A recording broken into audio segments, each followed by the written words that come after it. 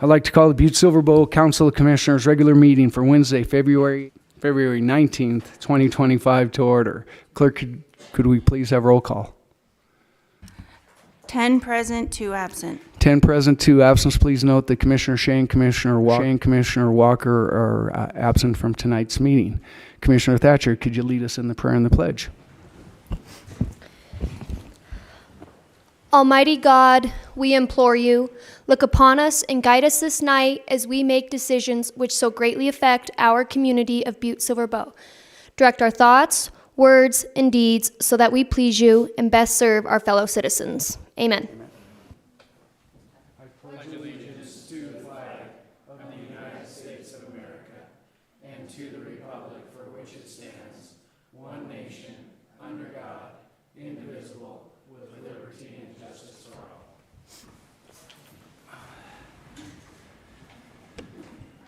Next, we'll move on to the any public comment on any item that is on the agenda tonight. Please come forward, state your name, address, and the item that you would like to speak on.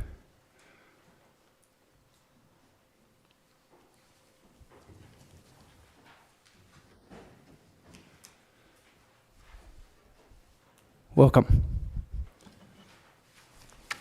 County Commissioners, I am John. Sometimes the light comes on, sometimes it doesn't. County Commissioners, JP. My name is John Slickemeyer. I'm here to talk on 2025-79. Is it our open records request? This is something that Butte-Silver has needed for a very long time. In the past, I have put in a records request for the dangerous buildings list. That was in 22. My request was put off for over 6 months before I even got it. Went through a whole bunch of rigmarole to get it. And then when I get it, I find out just this year that wasn't complete. The total price for that request was over $900. That is unacceptable. The cost for producing records by Butte-Silver is the actual cost, not whatever you guys decide to make it. Means if the copy is going to cost me or costs 10 cents, then it costs 10 cents for that piece of paper, no matter what the record is, unless it's said otherwise by law, state law. I'm very happy to see this happening. It is well over needed and needs to be done. We're all here for transparency within Butte-Silver. There should be nothing to hide. And I'll leave it to that, and we'll see where this goes. Thank you, Mr. Slickemeyer.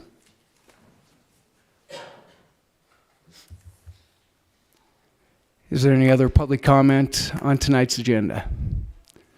Seeing none, we'll move on to the approval of the minutes. So, Commissioner Morgan. Thank you, Mr. Chief Executive. At this time, I'll make a motion that we approve the February 5th, 2025 regular meeting minutes. Second. We have a motion and a second to approve the February 5th, 2025 regular meeting minutes. Is there anything on the question?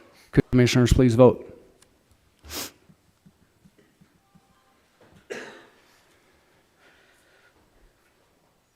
Commissioner Fisher? I don't think yours went. Okay. And would anyone like to change their vote?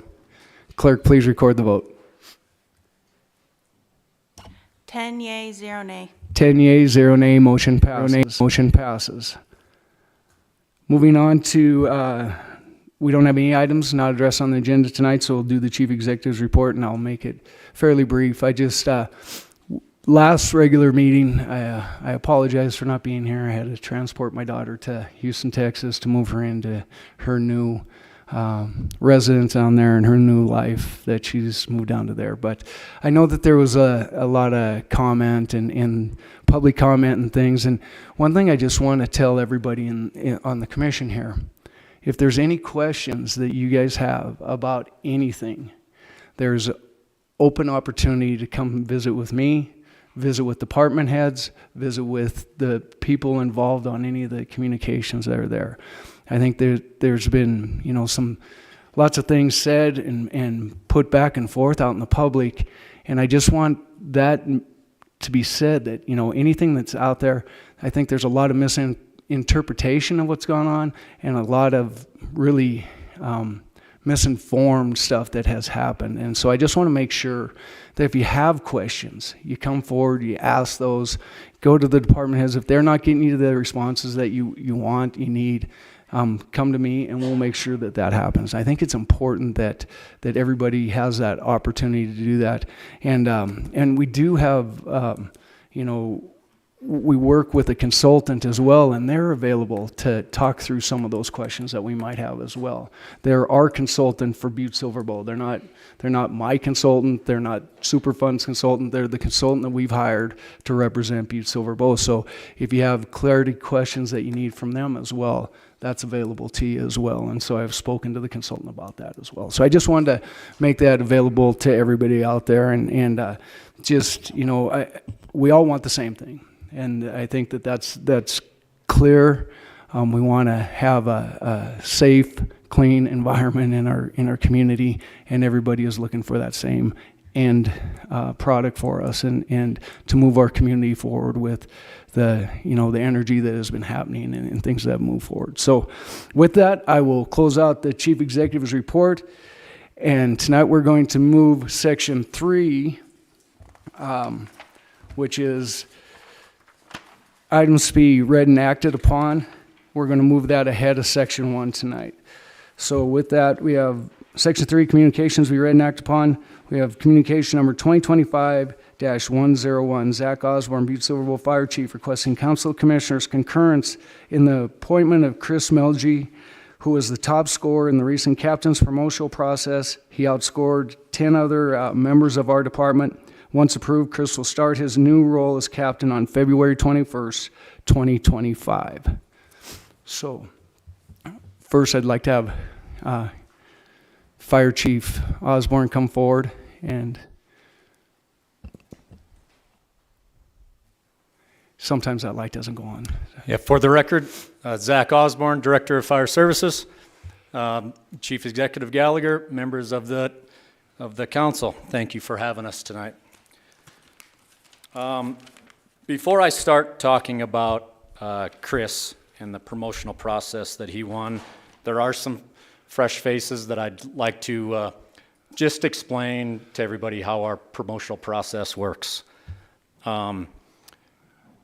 It is a 320 point process, 100 point evaluation from the admin. There's a 100 point written test. There is a interview with the fire commission, and there is a scenario interview that we put these guys through, and then up to 20 points of seniority points. So the amount of time that these applicants spend on prepping for these promotional processes they're tough. They are long and grueling, and in the end, the best applicant rises to the top, and this time it was Chris Melgy. So a little information about Chris. Chris was born in Butte, raised in Deer Lodge. He's a graduate of Montana Tech with a bachelor's degree in business management, a bachelor's degree in liberal studies, as well as a master's degree in intelligence studies with honors from American Military University. So please do not leave anytime soon to go do any of those things. We like you here. So Chris is a 15-year veteran with the Butte-Silver Bow Fire Department. He is a true leader and takes advantage of every opportunity to show his leadership skills. He is a rope and knot wizard, and he is the leader of our highly trained technical rescue team. He is a tremendous leader within the Firefighters Union, and he consistently leads classes and trainings at the station. I am extremely proud of Chris, of what he has accomplished in his fire career. I'm very confident he will exceed all expectations as a captain with our department. Thank you very much. Thank you, Fire Director Osborne. So we'll take action, and then we'll ask for you to once we have confirmation, if we get that here, which I'm pretty sure we will. So Commissioner Morgan. You never know. Never know. Mr. Chief Executive. Life is kind of a funny thing when it comes to nights like tonight, because the first time I met Mr. Melgy was at Montana Tech, and you were running for, I believe, a Senate seat on the student board, which I was on at the time. And good job staying out of the politics and being in the fire department. I wasn't that bright. But, you know, it really does bring me good honor to concur with Communication 2025-101 and appoint you as a captain of the Butte Fire Department. Congratulations. We have a motion and a second to concur and place on file communication number 2025-101. Is there any comment for commissioners? Seeing none, could commissioners please vote?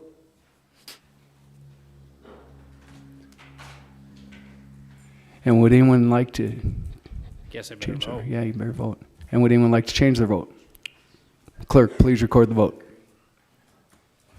10 yea, 0 nay. 10 yeas, 0 nay. 10 yeas, 0 nay. Motion passes.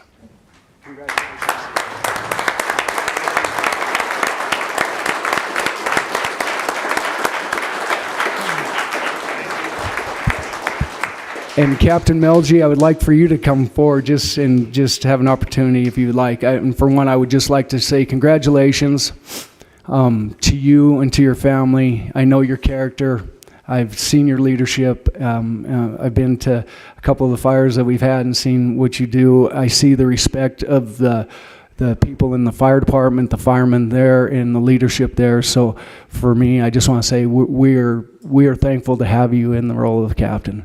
Thank you. Is this on? I just want to say thank you to you guys for voting me in. Thank you for the chief, and thank you for the guys, because it's because of the guys that I'm here. We have a great fire department, and it's because of them. So thank you. Thank you to all of you. I appreciate it, Chris, and go celebrate with your family.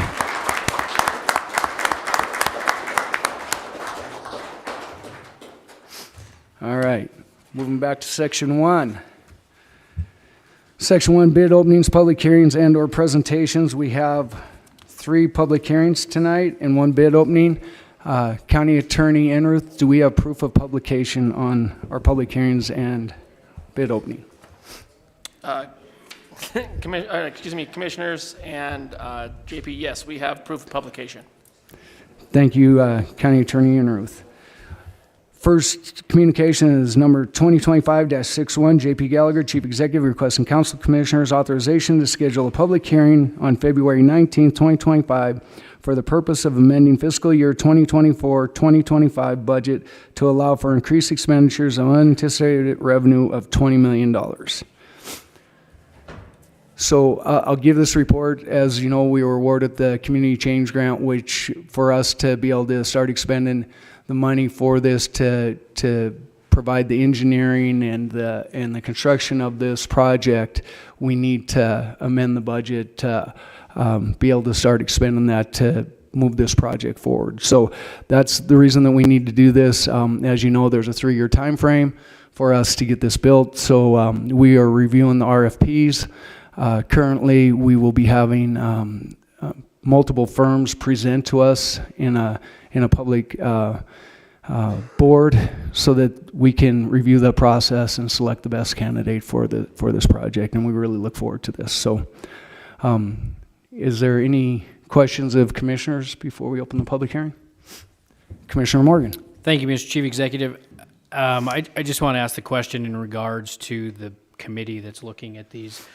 Are you all considering operation costs in this as far as how to keep it for the longevity of the building?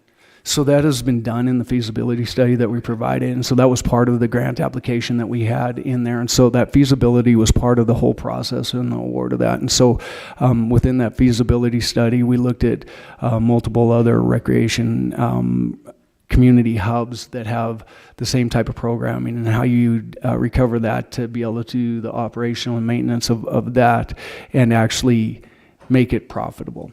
It's not one that we're there to make a lot of money on it, but it's there so that it can be sustainable. And so those are the questions that had to be answered when we applied for this grant as well.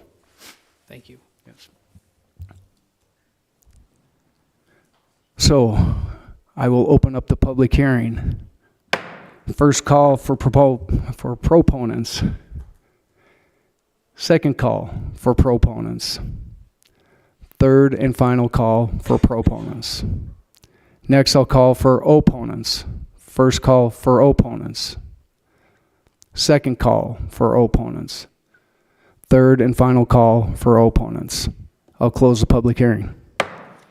Next, we'll move on to communication number 2025-96. I should have brought my glasses today. Joella Thomas, Butte-Silver Bow Senior Planner, requesting Council Commissioners authorization to schedule a public hearing on February 19th, 2025 for public comment on a proposed zone change and modification to the Butte-Silver Bow zoning district map. Ms. Thomas, welcome. Sometimes it doesn't show. See if it's on. Yeah, I think it is. There you go. Thank you, Chief Executive and members of the council. I am Joella Thomas, Senior Planner for the Butte-Silver Bow Planning Department. And we do have a presentation for a zone change.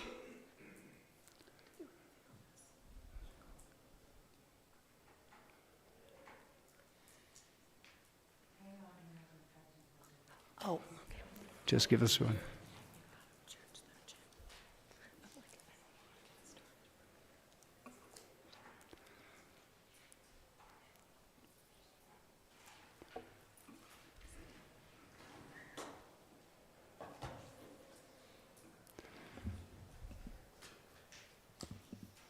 There we go.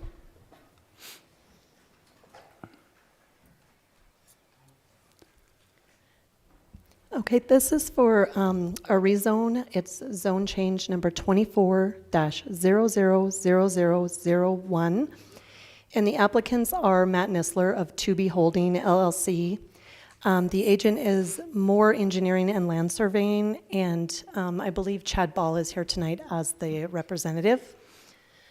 The proposal is to change a 2.07 acre lot located at 4115 Wynn Avenue from an M1 or light industrial zone to a C2 community commercial zone. The parcel is surrounded by light industrial zones to the north and west, and by community commercial zones to the south and east. The building types in the vicinity are mostly single-family, two-family, and multifamily residential. The change would be to allow for more two-family and multifamily in this location that's highlighted in red. Here's an aerial view of the vicinity. And then to the left, you can see the current zoning. Below there is the C2 and the M1. And then to the right is what is being proposed for the area. The comprehensive plan place type is the south corridor. It is intended to provide a link from suburban environment to interstate systems and the urban core of Butte.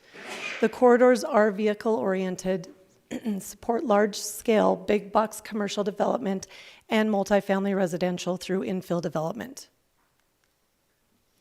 Staff findings, 76-303 of the Montana Code Annotated State Law allows amendment of zoning boundaries following a public hearing. State law requires the governing body to consider the general policy and patterns of development set out in the comprehensive plan when adopting or amending zoning, which is 76-606 of the Montana Code Annotated. And staff has evaluated the proposal based upon the 14 zone change criteria as well as the 7 comprehensive plan core objectives. The planning board does recommend approval of the zone change, or the planning board did recommend approval of the zone change on December 10th of 2024. The core objectives that were achieved during this, in this evaluation It did enhance community character, the proactive support of infill development in Butte. It sustained affordability and equity. The proposal directly addresses the housing strategic plan objective to affordability by increasing house supply. C2 zoning enables the applicant to generate multifamily units in an area where multifamily development has been trending upward since 2019. Economic opportunity through innovation. The 2020 comprehensive plan indicates the area should accommodate mixed uses and infill development. C2 zoning would expand housing opportunities, but facilitate mixed use, artisan, live-make opportunities similar to those currently in the neighborhood. It would also promote growing wisely. The area currently zoned M1 is residential in use. The comprehensive plan aims to increase housing density in areas where infrastructure with capacity to serve in its place. Recent multifamily commercial development occurring adjacent to the parcel encourages growing wisely by using an existing residential use for additional housing opportunities. Some of the key findings you can see in the photo there, that is the parcel as it currently exists. Some of the key findings, existing development standards would prevent congestion, although additional development may occur in the area. The existing lots are large in size and served by existing municipal infrastructure. The area has changed significantly since 2019. The adjacent lot uses have shifted from light industrial and suburban scale development to move intensive multifamily and commercial development. A zone change will provide adequate and appropriate space for development to occur. It will also allow development to occur in a way that does not adversely affect the health, safety, and quality of life in the residential area. A zone change on these properties from M1 to C2 would support further multifamily development, resulting in parcel in conformance with the future land use and more conforming than the existing single-family structure that is currently existing on the parcel. Some additional findings. 4 of the 7 comprehensive plan core objectives were met. The area is currently served by existing publicly maintained roadways, and no road network changes are planned for this development. It promotes health and general welfare, as the proposed zoning designation will provide standards for building and infrastructure, and future uses will conform with the zoning ordinance.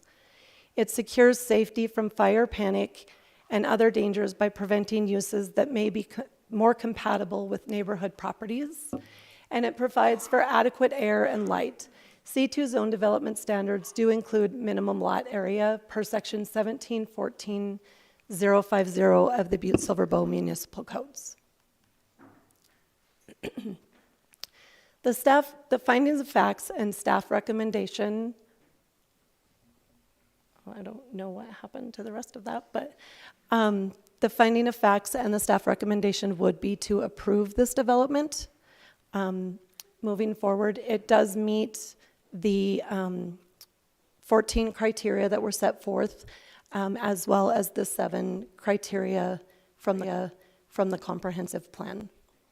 And it aligns well with the comprehensive plan. And that's everything. Thank you. Thank you, Ms. Thomas. Is there any questions of commissioners? Commissioner Fisher. Thank you, Chief Executive Gallagher. Thank you for the presentation. I guess I just have a question on the process and procedure. We're having the public hearing tonight, but it's already been introduced into the Judiciary Committee, Council Bill 2025-01. I'm not fresh on the public hearing and introduce it at the same time. Generally, you have the public hearing, then you introduce. So I'm wondering why at this time we're doing both at one time. I'll bring Director Crane up and maybe she can add clarification. Chief Executive Gallagher, Commissioner Fisher, that would be my mistake in procedure. This is that I brought to the council under a zone change. The communications that have come to the council before or prior have been subdivisions. And I have followed past practice of my colleagues that preceded who submitted the communication to the council and a resolution draft concurrently with that. And so if we made a procedural error, that is on my part and just a lack of understanding. Okay. Commissioner Fisher, follow up. Thank you, Chief Executive. Thank you, Ms. Crane. I appreciate that. So do we proceed as it is, or I don't know if this is a question for the county attorney or the chief executive, or, I mean, I have no problem with it. It's in my district. I was out there. I looked it all over, but I'm just not certain that without public input, we've already got something introduced to judiciary. That's my concern. I mean, if you want public input and you already made the plan, what's the sense of having public input? Thank you. Thank you, Commissioner Fisher. Commissioner Thatcher. Thank you, Chief Executive Gallagher. Commissioner Fisher, I do understand and agree with where you're coming from. This is just being introduced to judiciary, though, so we will receive public input tonight, and then it'll be in Judiciary Committee that we could even have further public input on in the next coming weeks. Thank you, Commissioner Thatcher. County Attorney Enrith, do you have any input towards this, or are we all right to proceed forward? Chief Executive Gallagher, Commissioners, I agree with Commissioner Thatcher because it hasn't been addressed in judiciary yet, that we're still okay to proceed forward. Thank you, County Attorney Enrith. So with that, is there any other? Commissioner Morgan. Sorry, Mr. Chief Executive. Would you mind calling up the map of where this is at? I can't place where this is at. I figured it was in your district, but just to get a better understanding of exactly where we're looking at, is this... It's not behind the Copper King, right? Oh, it is. Okay. I think you had a topo where we didn't have the overlays. Right there. Yeah.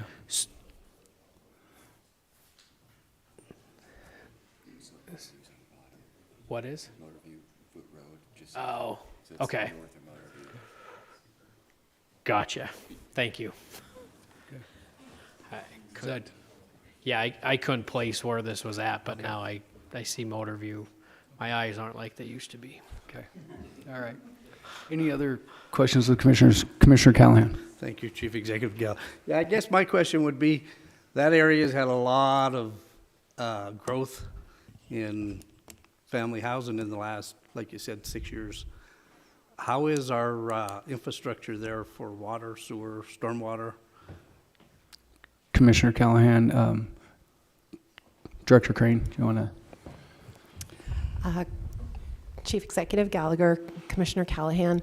As part of our analysis, we evaluate 14 criteria, and in this particular area, there is readily available water and sewer infrastructure that is currently serving the multifamily complexes to the south and the southeast. And we evaluate that this would bring on an additional potentially six structures, and there is adequate capacity in this particular area of the community. It's not an area where we would be on sewer or on sanitary septic systems or well water. So there is municipal infrastructure available here, which is why it did align with the criteria also in the comprehensive plan, which would allow for infill development to take advantage of existing municipal infrastructure, which does allow for more affordable housing development. Thank you, Director Crane. Said good, Commissioner Callahan. Any other question? Commissioner O'Leary. Chief Executive Gallagher, Director Crane, I just wanted to verify that we did post an on-site notice of the rezoning, like a sandwich board or something. Commissioner O'Leary, Director Crane. Yes, Chief Executive Gallagher, Commissioner O'Leary, yes, we have we held a public hearing in December and posted the property at that point in time. We had one person attend our public hearing in December, and then we did post this public hearing in the newspaper. It was published there, as well as with a sandwich board that we posted at the site on both occasions. Thank you, Director Crane. Good. Okay. Any other questions of commissioners? Seeing none, I'll open the public hearing for communication number 2025-96. First call for proponents. Second call for proponents.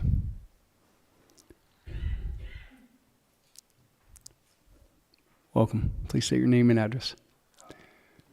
Howdy. Reddy Frost, 2000 Roberts Avenue. So while I'm in favor of this zone change, because in theory it's a great idea, in practicality, I'd caution all of you when you do approve this, because Bozeman's done the same thing, and everybody always claims, oh, affordable housing, it's coming to you, and then they build all these houses after they get the city to accept it, and it's $500,000 each. You know, like, who can afford that nowadays? My generation's coming into the housing market, and I can barely afford $260,000. I have a roommate at my house, and it's an incredibly different world. I'd say maybe put in, I don't know, some constraints, some strings on this. I mean, you hold the power. They want this. They want to make some money off of it. Dangle the strings. And keep the workers local. Don't let them sub it out to coyotes who are just going to pay a bunch of people under the table and elope with our money. It's not going to come back to town. Thank you. Thank you. Second call for proponents. Third call for proponents. Next, we'll move to opponents. First call for opponents. Second call for opponents. Third and final call for opponents. We'll close the public hearing for communication number 2025-96. Moving on to item number 3, communication number 2025-82. Julia Crane, Butte-Silver Bowl Planning Director, requesting Council of Commissioners authorization to schedule a public hearing on Friday, February 19th, 2025, to hear public comment on the notice of intent to relocate the existing pre-release center to 55 Basin Creek Road. Director Crane, do you have a...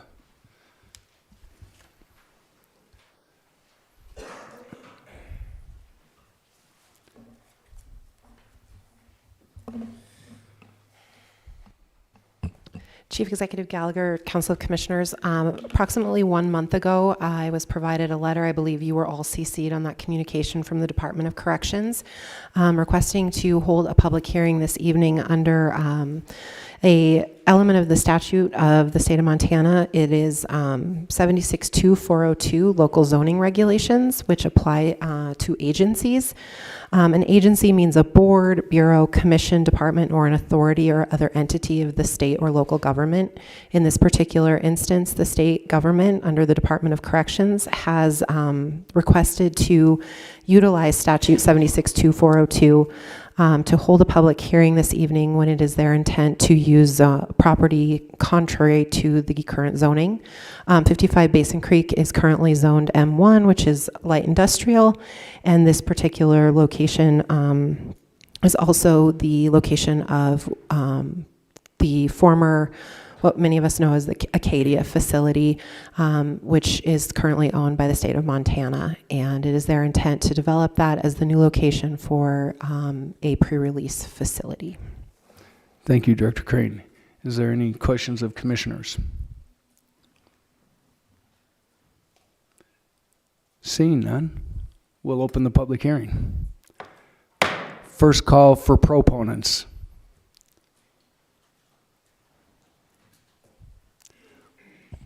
Welcome. Please state your name, address for the record. Sometimes it doesn't. It may be on. Just there you go. Good evening, Chief Executive Commissioners. For the record, Scott Eichner, EYCHNER. I am the Rehabilitation Programs Chief of the Department of Corrections. Appreciate the opportunity to come. We are here in support of this and happy to answer questions. Thank you, Mr. Eichner. Any other proponents? Welcome.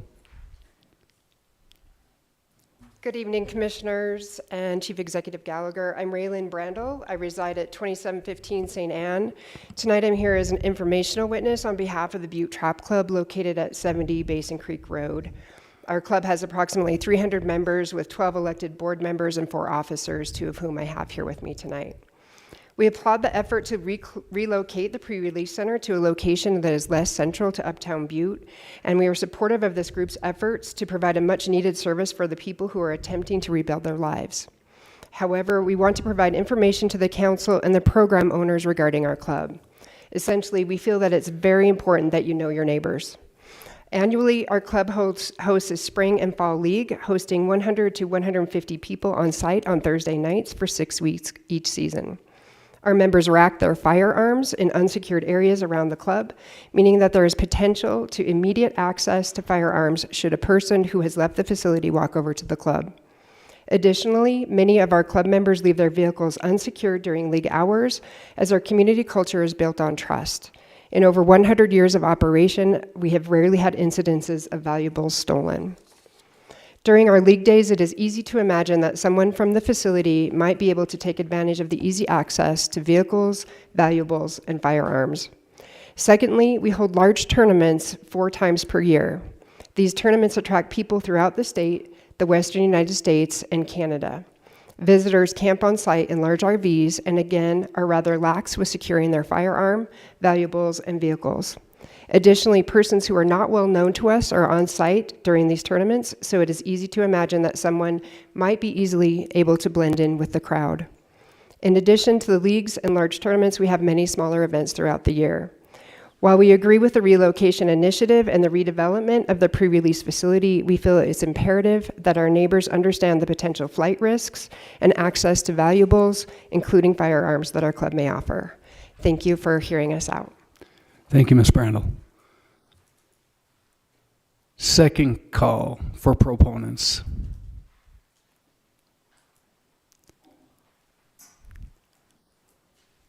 Welcome, Mr. Thatcher.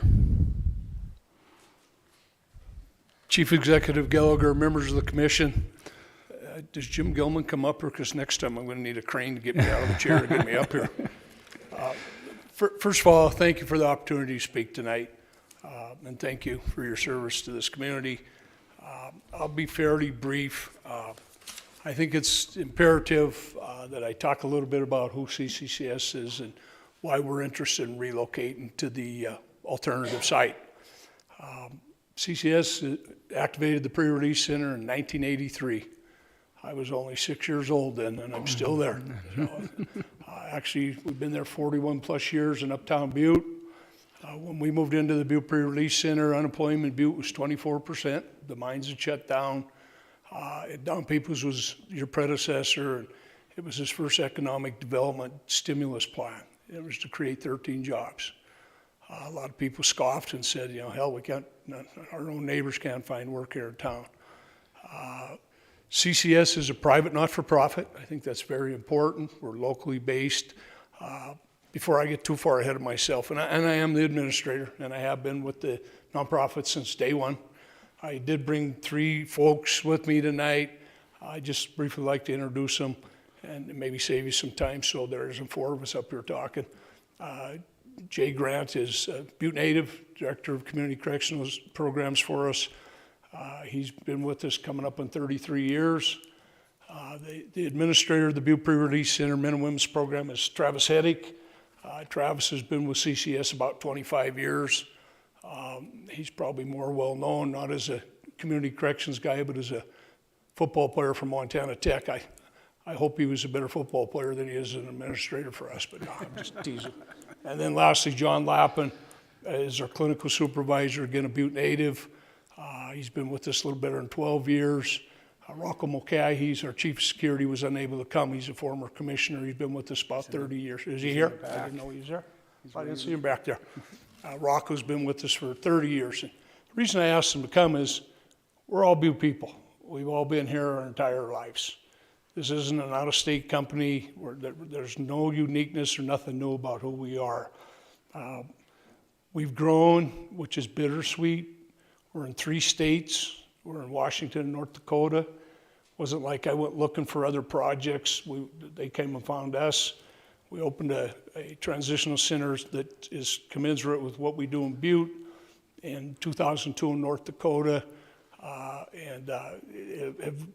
We've obviously built many programs in southwest Montana. We run the START program. We're in the process of doing a major expansion that will be complete in the fall. We run the DUI facility at Warm Springs for fourth and subsequent DUI offenders. In southwest Montana alone, we run multiple programs. We run the SMART program, provides outpatient services. Connections Corrections on Broadway Street also, that's been there since 1998. And I just think it's important because we've got a long history. And I'm not naive enough to try to convince anybody that in 41 years of being in Uptown Butte that everybody's been embraced this 100%. I think it is important to note we think we are a good neighbor. We employ, as a nonprofit, just under 500 employees, of which the lion's share of them are here in southwest Montana. About 330 of them are southwest Montana folks. They're your neighbors. The Butte Pre-Release Minimum Women's Program employs 75 people. It's about a $4 million payroll. In our entire operation, our payroll's about just under $30 million a year. That's wages and benefits. The bittersweet part of it is I'd like to be able to tell you we don't need community-based facilities. We don't need corrections facilities. And if you believe that, then I'd probably try to sell you some land that you're looking at zoning or something. I agree with this gentleman here. I'll give you a hell of a product. Our system's overtaxed. We're sending people out of state. That was the genesis of the START facility that we opened in 2005. Was we had people in Texas and Tennessee. Now we have them in Arizona, Mississippi. Community-based corrections, 98% of the people go into the system, come back out. So that really the $1 million question has always been, I thought we locked them up and threw away the key, or how do you transition people so that they mainstream, they're successful, they reacclimate, and they contribute. They become part of the community. We have to keep data for corrections. We do it in 5-year increments. They changed the recidivism. Recidivism is a measurement if you screw up, commit another felony, or end up back in the system. We've had over 12,000 men and women go through this program. 85% of the folks complete the program. Now, I had a professor text saying to me, what? Yeah, well, what about the 15% that don't? And that's probably one of the most important functions we serve for this community, is public safety. One of the critical roles we serve is ascertaining, is John or Jane Doe ready to be released to the community? And it's a profound responsibility that gets overlooked in what we do. It's no different. We have a good, I see the sheriff come in, the relationship with law enforcement, pro and probation. It's a difficult job. Of the 85% that complete our last 5-year study, 75% stay out of the system. Versus the Bureau of Justice statistics, the average return's 50%. 1 out of every 2 people, if they don't have that step-down transition piece of this, they fail. Why do people fail? No secret. Substances. Spice, which is a synthetic cannabis, it's got 400 different variants, is our biggest challenge. And it is in the correctional system. Anybody that's non-compliant, there's checks and balances for accountability. If John Doe is off his route, if John Doe has a dirty UA, they have a hearing, and they can either be sent as a sanction to start or they can be returned to Montana State Prison. How do you get into a pre-release center? There's a front and back end way to get in. I don't mean that literally or figuratively. You can be sentenced by a judge. It's called the DOC commitment, and you can go from the Butte-Silver jail directly to a pre-release. At one point I missed, there's 17 programs in Montana. There's 9 pre-releases and 8 treatment facilities. So Butte's not unique. We're the 3rd biggest. Billings is the largest. Great Falls is the 2nd largest, then us. And there's a program in Helen, and there's a program in Missoula. And we've all been around for over 40 years. So this is not a new concept. I kind of chuckle because there's a couple of years when we opened this weren't even born. No disrespect. Hattie, I know you weren't born. I'm guessing John, a couple of you weren't even in the world yet. That's how old and antiquated I am. But The unique pieces of this thing is they're tough jobs. It's harder to run a community corrections facility than it is to work in a prison. And I don't say that anecdotally. I'm an old corrections officer and a counselor at Montana State Prison. Worked there a couple of years, bad experiences. Not that you want to waste your time hearing about them, but bad experiences. Riot, stabbings, got exposed to a lot of bad things.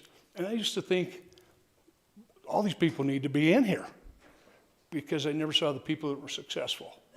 And so a smaller percentage comes from the prison. We had contractually required to take 25% of the folks that come out of a prison. And I'm going to tell you, is the prison population that's getting old and gray like myself, it's geriatric, they don't have resources like you and I have. Most of them have screwed up. Their families have abandoned them for probably all the right reasons at times. So they come in oftentimes with nothing. What's crazy, I mentioned the unemployment in Butte on purpose.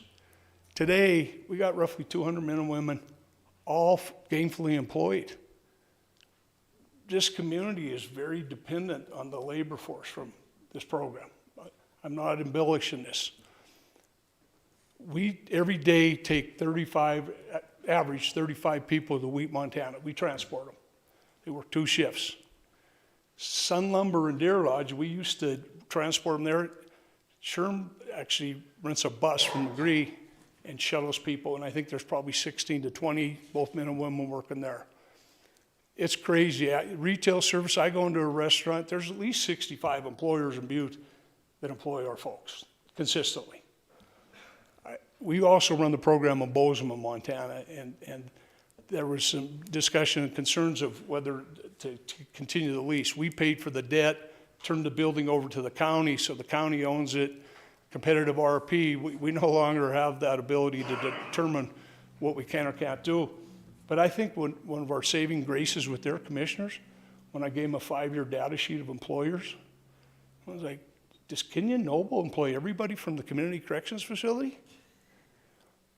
They're dependent on the workforce. So where I'm going with this is it's a lot easier to manage these programs today, even though there's crazy substances out in every community, because they're employed. I just want to talk quickly the successes. I'm going to skip through a whole bunch of this. Don't panic yet. Just to give you some kind of semblance of the money that these folks leave these programs with.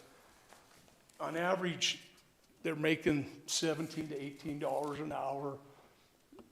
Generally, you leave with $4,000 to $15,000 in savings.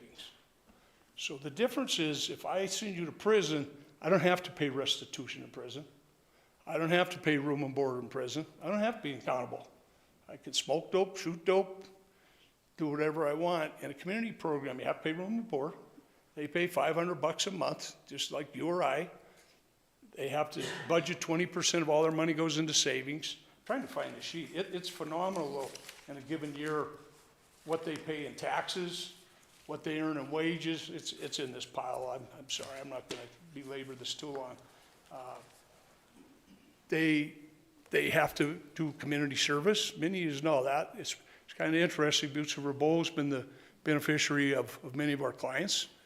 Next time you go to an event at the Civic Center, there's a good chance the guy seen to see if you snuck into the door or not. He's from the pre-release center, or the gal's from the pre-release center. Saves Butte. Saves. We only do it for government agencies or nonprofits. Do a lot with tech, folk festival, you name it. There's not an event where we're not involved. We go a little bit further. We're very active in any benefits. We have a practice for our employees. If somebody tragically passes or whatnot, we do jeans fundraisers. We help them with receptions.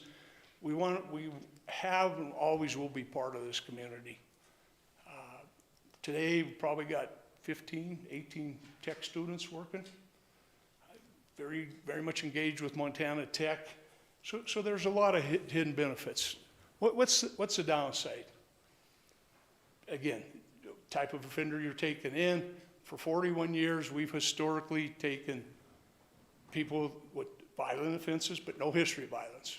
That hasn't changed. And the reason being, there's a local screening committee. The sheriff, I'm looking at him or his representatives sit on it. There's somebody from adult, pro, and probation. These are pretty conservative people. They got 2 votes. Travis is pretty conservative. He's the administrator. So about half the people that try to get in here get in and half get turned down. So it isn't a flop house. It's not a halfway house. It's a privilege. You got to work hard to get accepted. It's a 6-month in length program. There is a transitional living program. If you've done exceptionally well, you've completed all extensive and intensive treatment and programming. It's all evidence-based curriculums. Once you have completed everything, you got a certain amount of savings, you can apply to get out what's called transitional living. It's a non-residential program where you got to come back every day, give a UA. Our monitoring tools we use are drug testing, urinalysis testing, counts in the facility. We go to job sites, we go to employers, we call, so it's pretty tough to complete it. I've often said, I don't know if I could get through it. I'm serious. It's that structured. People don't come and go, contrary to what you think. Biggest criticism I've had in 41 years is when we bought the old S&L or bus depots, people crossing the street. Hey, you pull up, you got, even my own kids, I know they're from the pre-release center. Well, I would hope that's pretty accurate. They're going from point A to point B. But that's probably the biggest issue in Uptown. The buildings we're in right now, I'll be very frank with you, they're old, they're tired. They were built in 1898, 1902, the original Cone buildings. We've expended large amounts of capital. I mean, millions of dollars. When you got this many people and you flush toilets and run showers 24 hours a day, they wear out quick. So they're money pits. We literally, when we responded to a recent RFP by the department, we listed that as an option. We listed the potential Acadia, and we listed a proposal to do what's called the design, build, finance, operate, build a brand new facility somewhere. Our interest is in the Acadia facility. That building's been empty for, I think, coming up on 5 years now. A lot of money went into that building, new roof, no fence. It's an absolutely fabulous building, no question about it. It's got multiple gyms in it. It has 50 acres of land. We initially tried to acquire it. I'm just being very transparent with you. Some of you know that, some of you don't.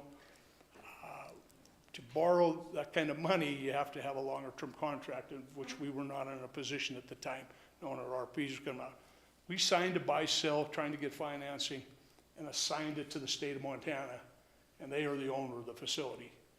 We're hoping to be a tenant in partnership with the Montana Department of Corrections. As I reiterate, we've had a partnership with them, just like this community, for 41 plus years. So there's a long history. I'm going to cut through some of this. In addition to the local screening, oftentimes the disciplinary process is very strong. I mean, we've had people, if somebody was a domestic related charge, there's victims impact, they go through a treatment protocol, but if they contact a victim or whatnot, it's automatic, they're revocated, they're removed. So there's not a lot of give and take. There's expectations, the bar set very high. And that's what I very facetiously say. I don't know if old Bubba here could get through the program. It's that type of a program.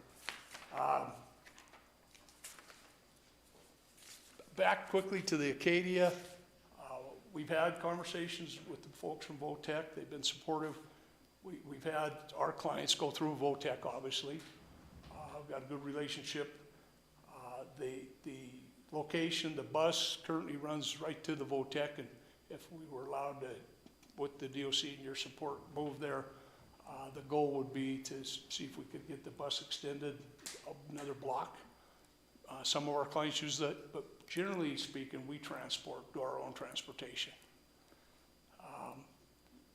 You know, within this backyard, we obviously got a long-term partnership with Butte-Silver. We're currently doing your food services and mental health and substance abuse with the courts, the Veterans Court. You know us, and I hope you trust us. And that's what I think is critical. This isn't a new company pulling up here tonight. I know 90% of the folks sitting in this room tonight, my kids live here, my grandkids live here. My own daughter is a nurse, and I put her in what's called REAL, a secure juvenile facility. We don't put people in harm's way. There's no weapons in these facilities, absolutely none. You de-escalate if you have an issue, or in a rare occasion, we'll call Butte-Silver if necessary. And it usually involves if somebody's on an intoxicated stage or something. I can honestly say, in 41 years, we've never had a staff member physically beat up in the Butte Pre-Release Center. We've had some verbal, pretty heated thinking it was going to happen. I think it helps that Travis is the program administrator. I think most guys are like, this probably is not a good choice. I'm just teasing. But are we bulletproof? Of course not. Not at all.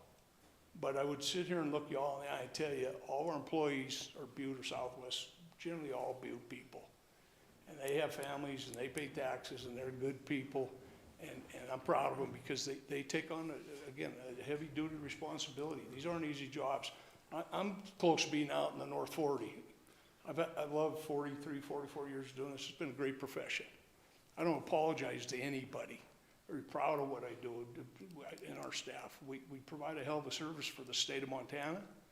And again, my counterparts have all been doing this for 40 years too, very successfully. Knock on wood, we've never had really any I had the only high profile case in the history of our program. I had my car burnt up in front of my house. And that wasn't from a current resident, that was from somebody we'd sent back to prison who was later released. He's the same gentleman that tried to burn the courthouse down and every other building in Butte. You probably know who I'm referring to. So you put your personal and your families on the line at times working in this profession. No different law enforcement, no different detention officers. I probably trying to think what else. Probably the $1 million question if this partnership works and we're afforded this opportunity. I've been asked what happens in buildings in Uptown Butte. Well, first of all, there's probably people in the audience who are hoping we're gone and they may be the first ones lining up. They're interested. We have had 2 potential parties approach us in the last couple of years to acquire the properties. One of them is a very successful developer, has developed other properties in Butte, and use your buzzword, affordable housing. And he was pleasantly surprised when he toured with his partners how good a shape the buildings he felt were in versus what he's rehabbed here in town. They have to be. We got life safety, we got to pass all these codes still, but we open under the old United Building Code or whatever, no elevator was required. To retrofit now, it's 12, 14 million bucks. You got to put an elevator in. It'd take extensive dollars. So that would be our primary role. But I would share with you, during the transition, we would continue to occupy the building. It would be staffed 24 hours a day, 7 days a week until we did transition. And how we do that is we would assign some of our non-residential ETSS staff and that to work the day shift, see the clients there in the interim, and then we would assign people to work the graveyard shifts until we consummated a deal either to sell the property. At one point, and I'm an old landlord, and I wouldn't wish rental properties on anybody. I've been down that path, but we explored, should we as a nonprofit develop the property as affordable housing? The buildings aren't going to sit empty. The building in the corner, just quickly, that used to have Murphy beds in it when we acquired it, and it had gas stoves. They were studio type apartments, very nice. We put brand new flooring, be relatively cost efficient to retrofit that building in a heartbeat. So we think the property is fairly attractive. The offer that we received initially is pretty small offer, but again, we're not driven by our bottom line. We just want a better facility for our staff, a single story facility, a safe facility, and for our clients, where they can get good programming. The Acadia building's got more treatment space than any building I've ever been in. And I'll tell you this, I traveled extensively. It is by far the nicest community corrections facility I've ever been in this entire country. And I've been to a lot of them. if we're the party going in, we would want to engage people on that area, even though this is the public hearing required to have open houses, bring them in. We got no secrets. We want to be a good neighbor. We think we've been a good neighbor. I could tell you, if you walked into the terminal food today, I can guarantee you they're not happy we're moving off the hill. We expend a lot of money there, and we do it purposely. Or you run down to Herb Shannon's. We do business with Steele, but we also do some with Herb because Herb's our neighbor. And we'll continue to do business with some of those people, whether we're uptown or not. Lastly, I just add, I think that it could potentially be a win-win-win, a win for the state of Montana, the folks from Department of Corrections and the entire state. It certainly would be a win for CCCS, our staff and clients, but as important, I think it's a win for our community in that if there really has been this long concept that we have stymied growth in Uptown Butte, and it's the elephant in the room, I would like to see if that theory was accurate, or if maybe we weren't such a bad neighbor. We spend a lot of money in all these restaurants, our staff do, our clients do. I'm optimistic that there are parties that will take those properties permanently and do something with them. But I'm all about developing Uptown. Love to see it happen, but I don't think we've been a bad neighbor. We, like I said, 41 years.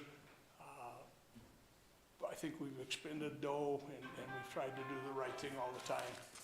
So I lost track of where I was at in this, imagine that. So I'm just gonna conclude by, probably missed a lot of information. Be more than happy to answer any questions specific to CCCS. You know, I'm not trying to deflect or defer something else to the state of Montana.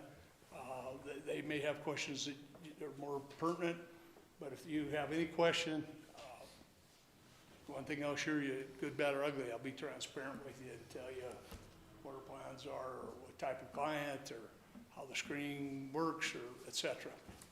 So with that, I thank you for your time, and appreciate your past support, and we'll thank you in advance for your continued support. Thank you, Mr. Thatcher. Third call for proponents. Freddie Frost, 2000 Roberts Avenue. I think we should do this. This sounds like a good idea. Thank you. Last call. Any other proponents? All right, we'll move to opponents. First call for opponents. Second call for opponents. Third and final call for opponents. We'll close the public hearing, and thanks for your participation today. Okay, moving on to bid openings. Item number 4, communication number 2025-67, Mark Neary, Public Works Director, requesting Council of Commissioners authorization to schedule a bid opening on February 19th, 2025 for the hot mix for the Butte-Silver Bow Roads Division. I think we have Mr. Gleason here to do this. Welcome, Mr. Gleason. Thank you, Chief Executive Gallagher and Commissioners. It looks like we have 3 bids tonight.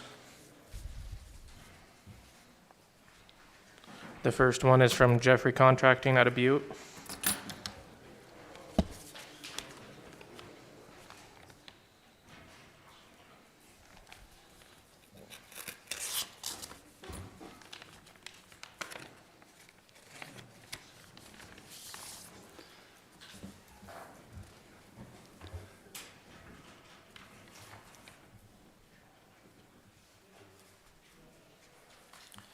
Chief Executive Gallagher, Commissioners, there's a bid bond amount in the amount of 10%. Thank you, County Attorney Enruth. The price for this is $84.50 per ton, with a total of $1,267,500.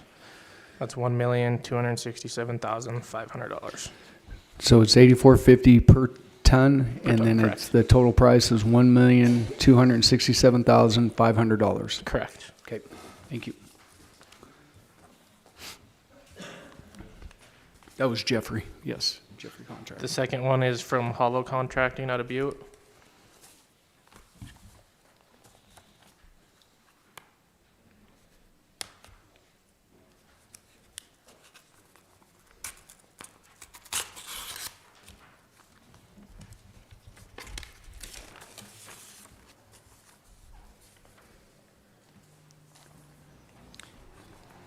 Chief Executive Gallagher, Commissioners, there's a bid bond amount in the amount of 10% of the bid. Thank you, County Attorney Enruth. The price for this is $74 per ton with a total of $1,110,000. That's $74 per ton and a total of $1,110,000.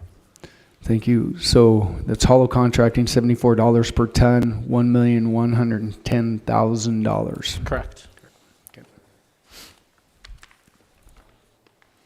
And the last one is from Montana Materials and Construction.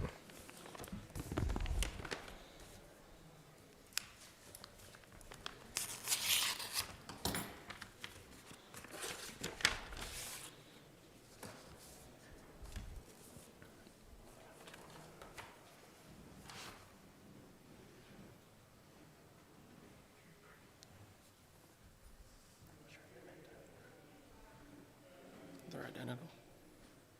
They're both on the side of gravel.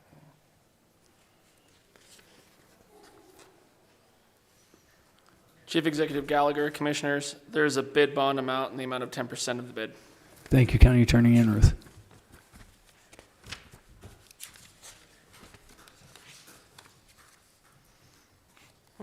The price for this one is $74 per ton, and that's $1,110,000. That's $74 per ton and $1,110,000. So that's Montana Materials at $74 per ton, $110,000. Correct. We have a tie. All right. Commissioner Morgan. Thank you, Mr. Chief Executive. At this time, I'll make a motion that we refer Communication 2025-67 to the Public Works Department. We refer the communication number 2025-67 to the Public Works Department. Is there anything on the question? Could commissioners please vote?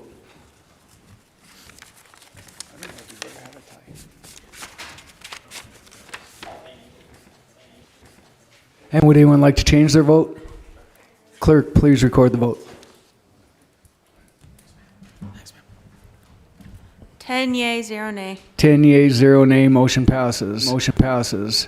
Moving on to Section 2, consent agenda, A 1 through 4, and B 1 through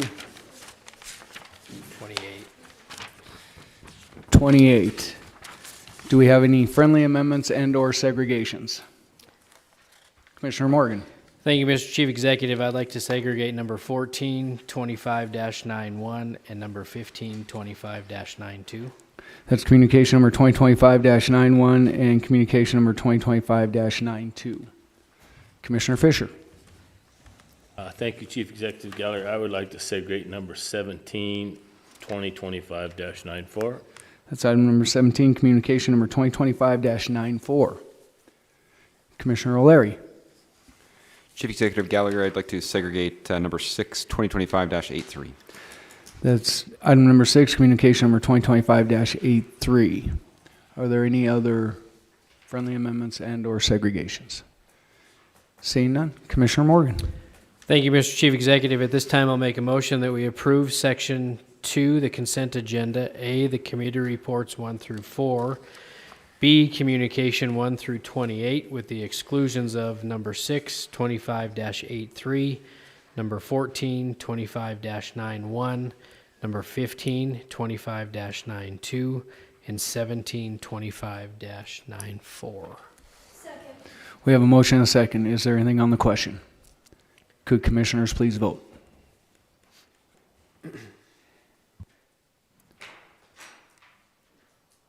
And would anyone like to change their vote? Clerk, please record the vote. 10 yea, 0 nay. Yea, 10 0 nay. 10 yeas, 0 nay, motion passes. Moving to item number 6, communication number 2025-83, Karen Burns, Community Development Director, requesting Council Commissioners authorization for Chief Executive Gallagher to sign a development agreement approved by the Harrison Avenue South URD with the Tractor Supply Company. And that was Commissioner O'Leary. Thank you, Chief Executive Gallagher. I just had a quick question for Director Burns, if she wouldn't mind. Yep. I had several folks that had questions and concerns about why money was being awarded to a large, successful corporation in the country, and just wanted to give you an opportunity to explain the process of how these decisions are made and what the criteria are. Thanks, Commissioner O'Leary. Director Burns. Thank you, Mr. Chief Executive. Thank you, Commissioner O'Leary, members of council. I am Karen Burns, Director of Community Development for Butte-Silver Bow. When we created the South Harrison Avenue URD district, we held lots of public meetings and understanding how we wrote our plan for that district. The plan for the district did call out the development of retail in that area along that corridor. And so when we wrote our plan, we talked about keeping existing businesses going, beautification of the area, installation of infrastructure, and enhancing the retail corridor as it sits today. And so we've been partnering with different firms over the last, however many years has that been, 6 years since we created the district. And some of those partnerships have resulted in new businesses coming into our community. We help with site preparation costs. We help with demolition costs. We've worked with the development of the new clinic on Harrison Avenue with the Petco what am I trying to say, that word? All those businesses together. And so that development there with Petco, St. James Hospital, their clinic, Thomas's Apparel, Staples. We've also worked with the Kmart building and their redevelopment, the Cornerstone Plaza and their redevelopment, Highway 55, which is now no longer there, but the development and the improvements of that property still exist. So all of the infrastructure that was put into that property, the stormwater management, the parking lot, the vegetation, all of those things are things that we are allowed to help with the creation of this district and the plans and the programs. So even though Tractor Supply is a very successful company in the United States of America, it also is a company that is franchised. They have small developments. They also look to the community to say, what can you help us with if we're going to bring this development to your community? And so we entered into a development agreement, or have one before you tonight, that was approved by our board of directors of the Harrison Avenue District. That board of directors reviews the applications that are made to us. This proposed development is just about $4.5 million, according to their estimates. And it's going to create the ability to have multiple retail locations on that site. Tractor Supply plus potential for 3 more retail locations on that very attractive corner. So our development agreement is $300,000. That is over an 8-year period that we would pay back their investment. And so their agreement with us is they have to make the investment and show that they've paid for the investment, and then we reimburse them over a number of periods for that investment made. I hope I answered your question a little bit, probably too long, but happy to answer any additional questions you might have. Thank you, Director Burns. Followed Commissioner O'Leary. Yeah, just one clarification for the director.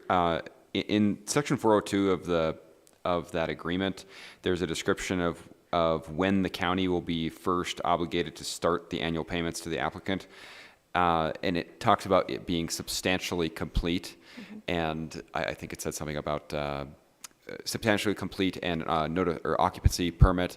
Is that the first year that the building has an occupancy permit? That's the first year that the payments would be made out to them. Is that correct?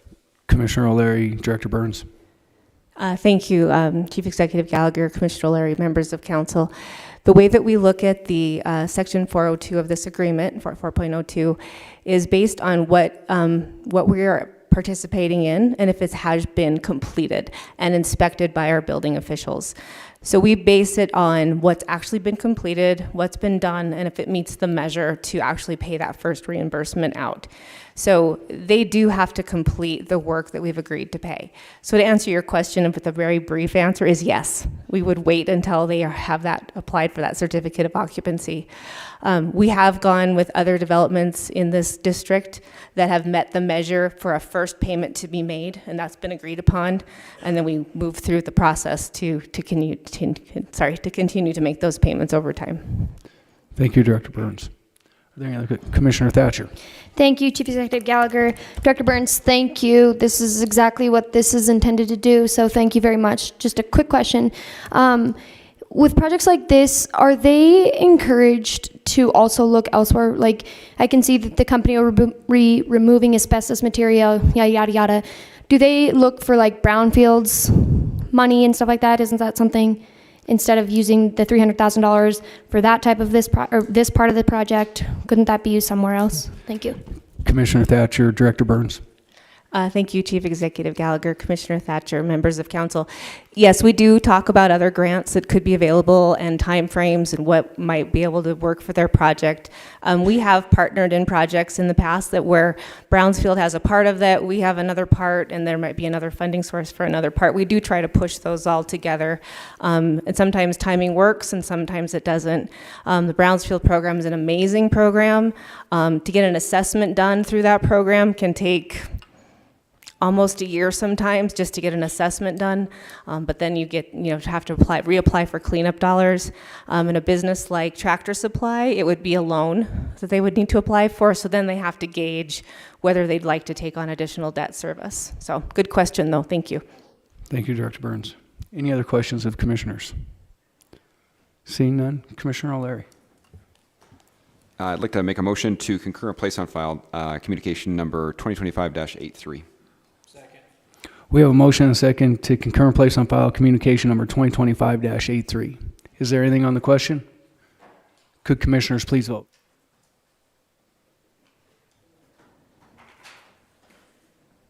And would anyone like to change their vote?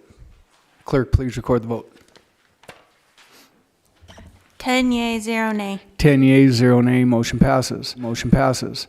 Moving on to item number 14, communication number 2025-91, Sean Frederickson, Parks and Recreation Director, requesting Council of Commissioners authorization to apply for the Western Montana Conservation Commission Showcase Green Stormwater Infrastructure Grant in the amount of $1.1 million with a 25% match requirement. So this is Commissioner Morgan. Thank you, Mr. Chief Executive. Once again, I'm showing my age on this recommendation.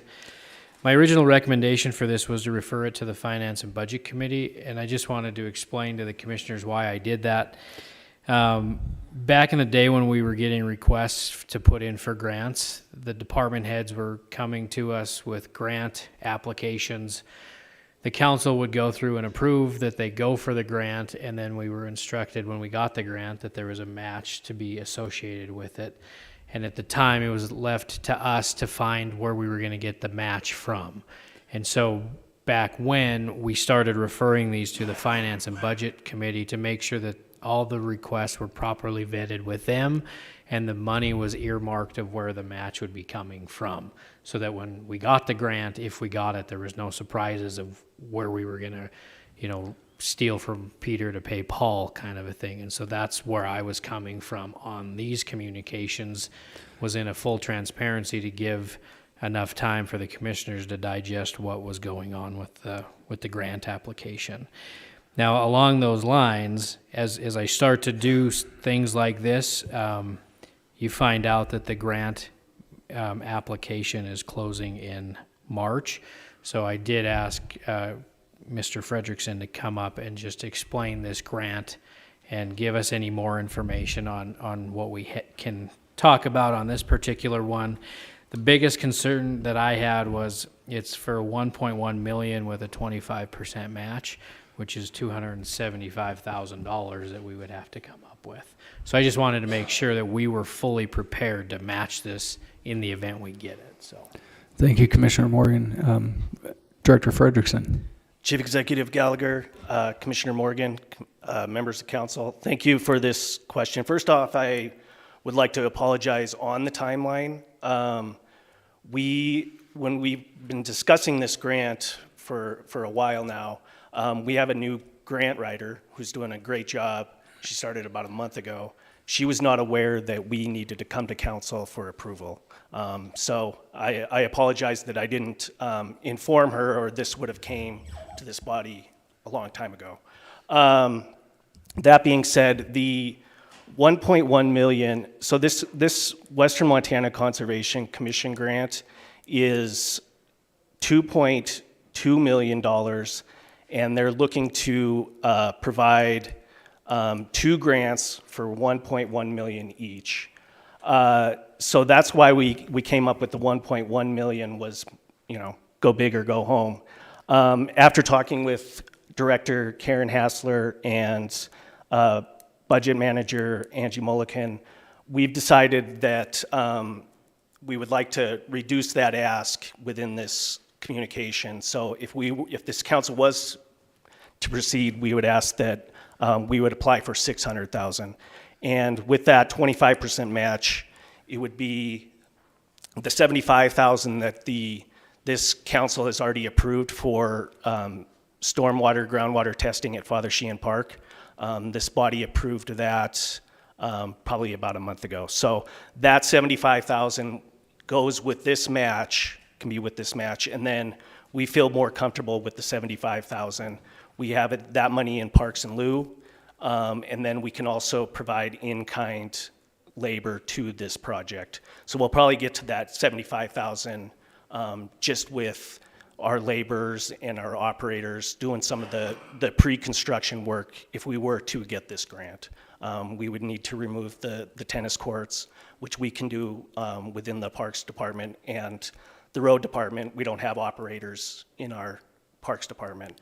And then the old Babe Ruth field will have to be removed also. So we think we can get up to that 75 in-kind match right there. Thank you, Director Frederickson. Is there follow-up, Commissioner Morgan? Just one quick follow-up, Chief Executive. When is the deadline for this grant to be submitted? Commissioner Morgan, Director Frederickson. Chief Executive Gallagher, Commissioner Morgan. Yes, the deadline for this grant is March 1st to apply. And then they would be making awards. If we were fortunate enough to get this grant, they would be making awards in May. Thank you, Director Frederickson. Any other questions? Commissioner Mankins. I just have a question. Thank you, Chief Executive and Director Frederickson. Just on when you talk about with the tennis courts and the Babe Ruth field, so then what would be the plan of that if we were to get this grant, and what would be I guess, just the plan of what we'd be doing with that area then if we're getting rid of the Babe Ruth field and the tennis courts? Commissioner Mankins, Director Frederickson. Chief Executive Gallagher, Commissioner Mankins. So I'm kind of moving at thinking long-term on here. So this grant, what we're trying to do at Father Sheehan is, as a lot of you are aware, we have water issue and stormwater issues, challenges down at Father Sheehan, and it's, essentially my whole entire life. It was all the stormwater from that neighborhood goes down into Father Sheehan Park. And so we're trying to come up with solutions to fix that. We have, when Little League baseball is going on down there, the fields are always washed out. The parking lot is buckling. We don't want to improve the parking lot just to have it need repairs. It's the same thing with the tennis courts. The tennis courts were repaired, and now they're buckling. The fence is starting to fall down. And so the first stage is the $75,000 that we received in that DNRC grant will go into testing the water. And it's just drilling wells, small wells, 2-inch wells, to see what the water is, testing what the water is, how that all looks. And then we would go into, if we were to get this grant, the $600,000 would go into feasibility study and design. But we would, to say what it would look like, I don't really know.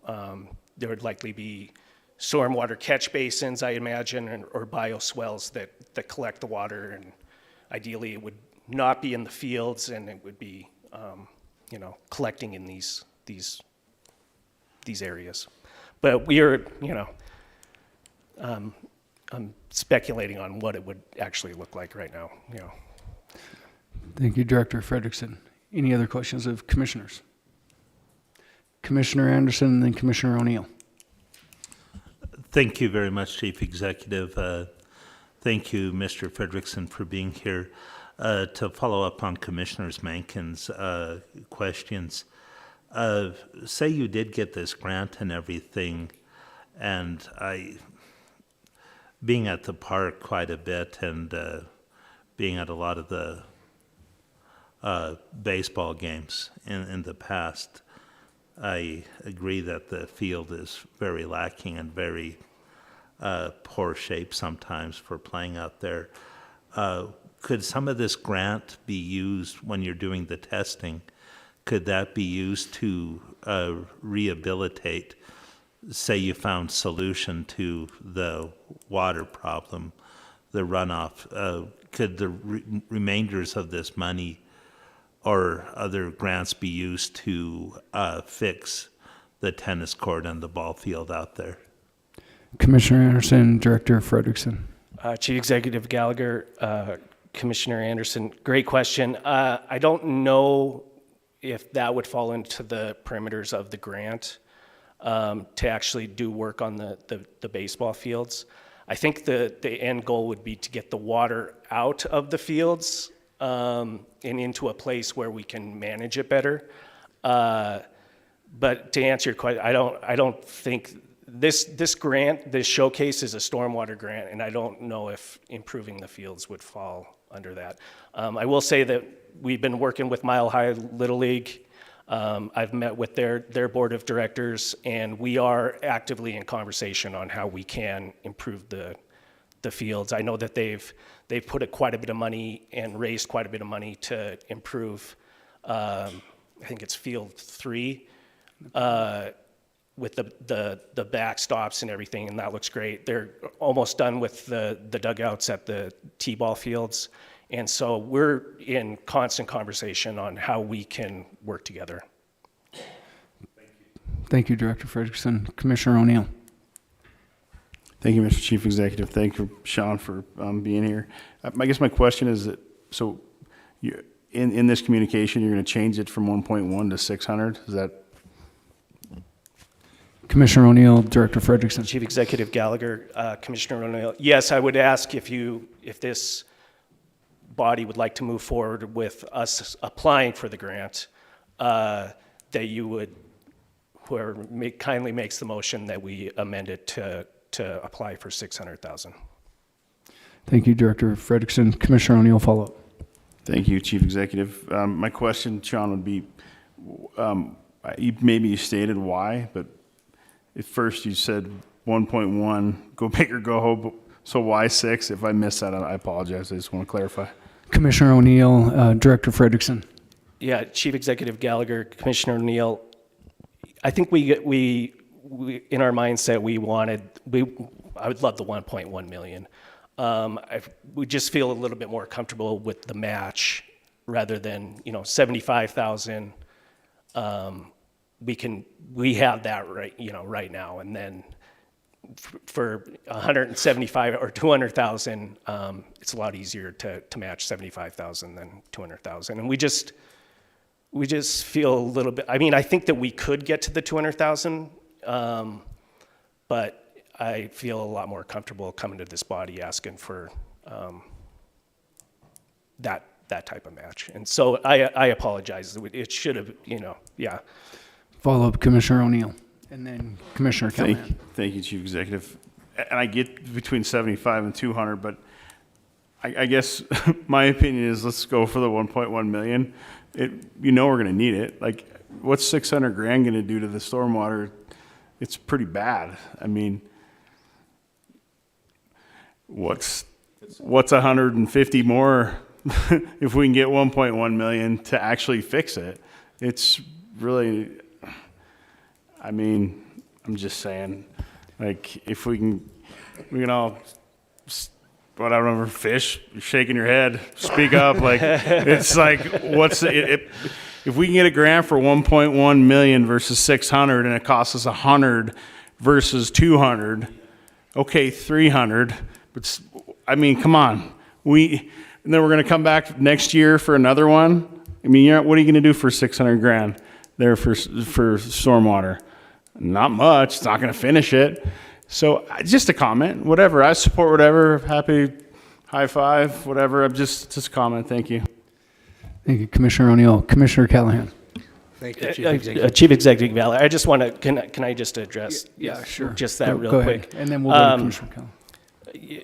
Yeah, Commissioner O'Neill, I mean, I think that, you know, the 200,000 was an aggressive ask for a match. And I think, I just think that, you know, that's asking for a lot out of my department and finding that money that I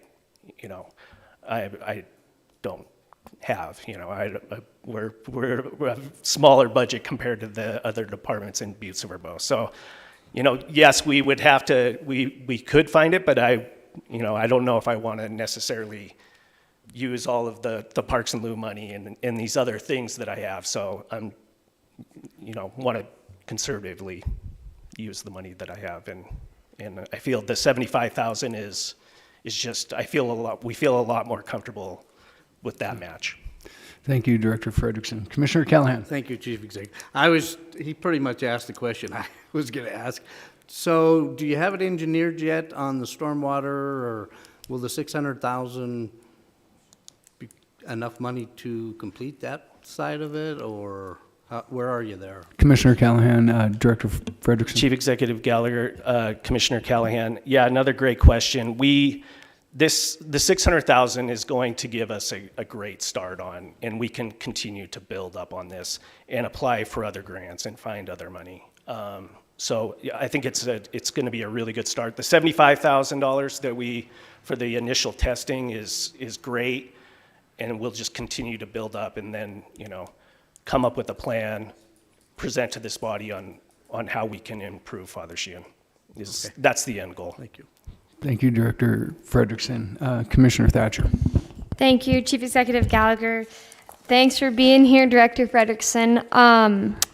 Just a quick question. I thought earlier in your presentation you stated that they were doing, it's $2.2 million for two $1.1 million grants. So if we only apply for $600,000, does that disqualify us if we're not applying for the full 1.1 million grant if there's only two being presented? Or did I misunderstand that? Thank you. Thank you, Commissioner Thatcher. Director Frederickson. Chief Executive Gallagher, Commissioner Thatcher.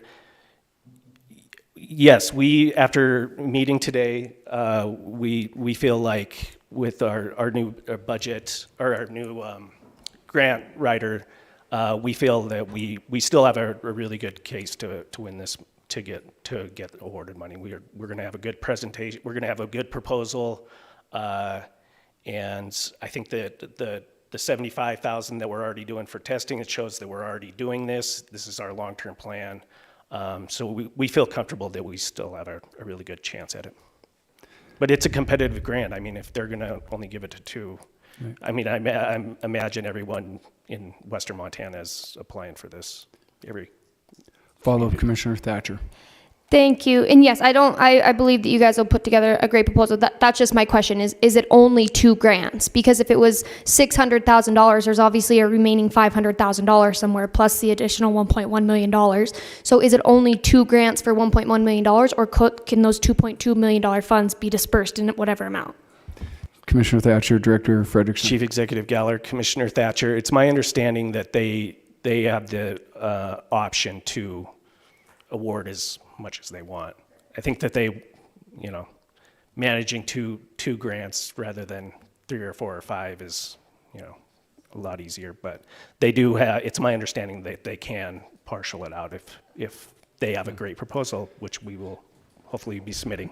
Yeah, thank you, Director Frederickson. I just wanted to add on this, you know, for years, and when I was Parks and Rec Director, I know that we repaired the tennis courts 2 different times, and each one of those times was upwards of $30,000 to $40,000 every single time that we did that. And within the next year, they were buckling again. There was no repairs that could be done there, and so there needs to be a fix down there. We're throwing good money after a bad solution on that, trying to appease the tennis players and stuff.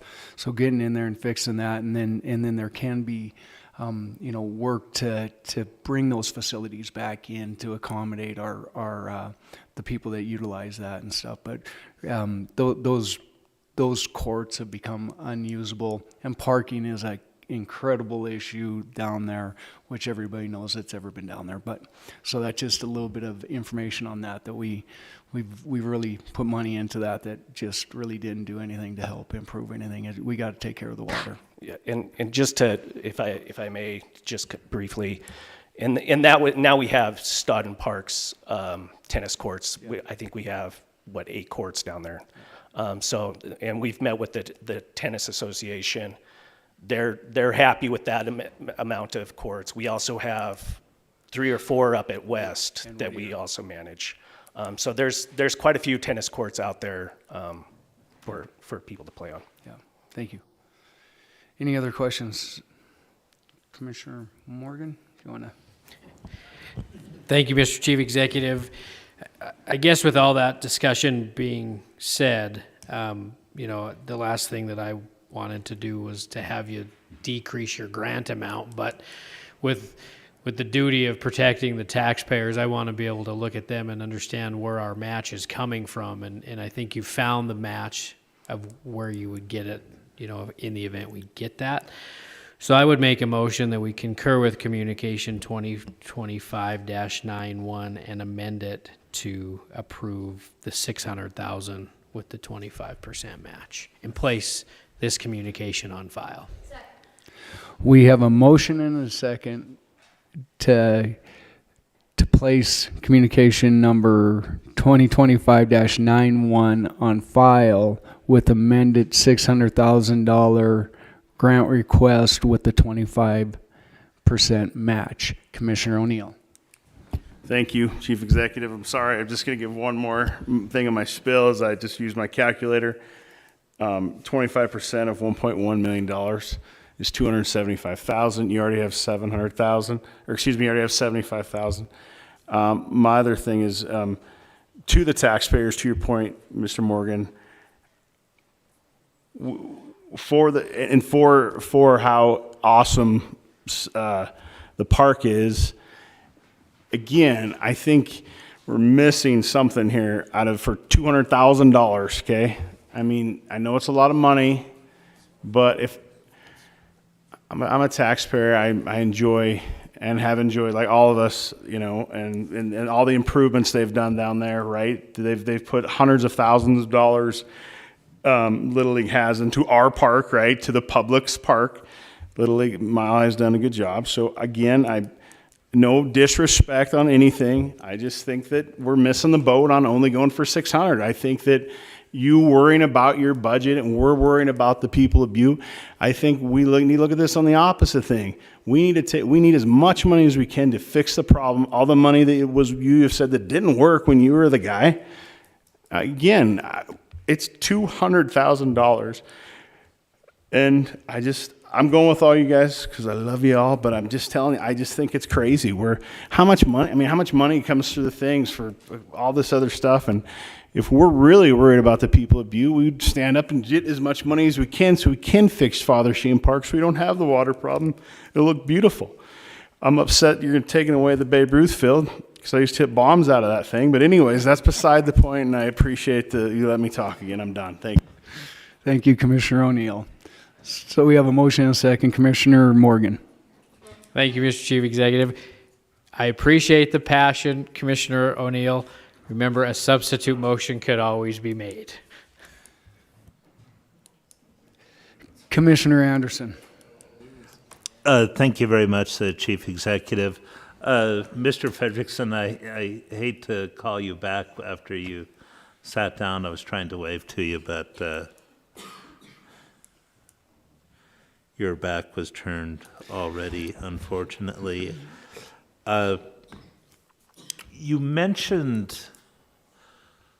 going off of Commissioner O'Neill's point, and he pulled out his calculator, but I'm going to correct his math because I love doing that to bankers. It wouldn't exactly be 200 difference. It'd only be 100 difference, approximately, because we'd still be on the hook for half of that 200. So it'd be 100,000. So the return on investment for the 500 for the 100, I like those numbers. And you were talking about the amount of work you're going to be doing with and matching the wages and other proposals and using that towards a match. Have you priced out, has the department priced out the difference with that on how much you need to find out of the budget? It seems to me like it'd be a lot better for the 1.1, especially if they were trying to do 2 grants. I think it'd put us in a more commanding position, especially with the work that does need to be done out there. Thank you, Commissioner Anderson. I want to correct that. So 25% of 1.1 is $275,000. They have $75,000, so it still would be $200,000 that would be required to additionally on that match. Of that, though, you would be looking at having an additional. It would be $825,000 is what you'd be getting, or you'd be getting the 1.1, and then you'd have $275,000 in addition to that. So that would make it you would be required to have that much more. Yes, there'd be 200 additional. It'd be 275 minus the 75 that they already have budgeted for. So if you only went for half of the 1.1, it'd be 100,000. Is all. You wouldn't be putting in the whole 275 if you took the grant for 600,000. The 25% of 600,000 would be significantly less. It'd be 75,000. It'd be what? 75,000, and that's what's matched. So 600,000 that he's reduced down to the match of 25% of 75,000.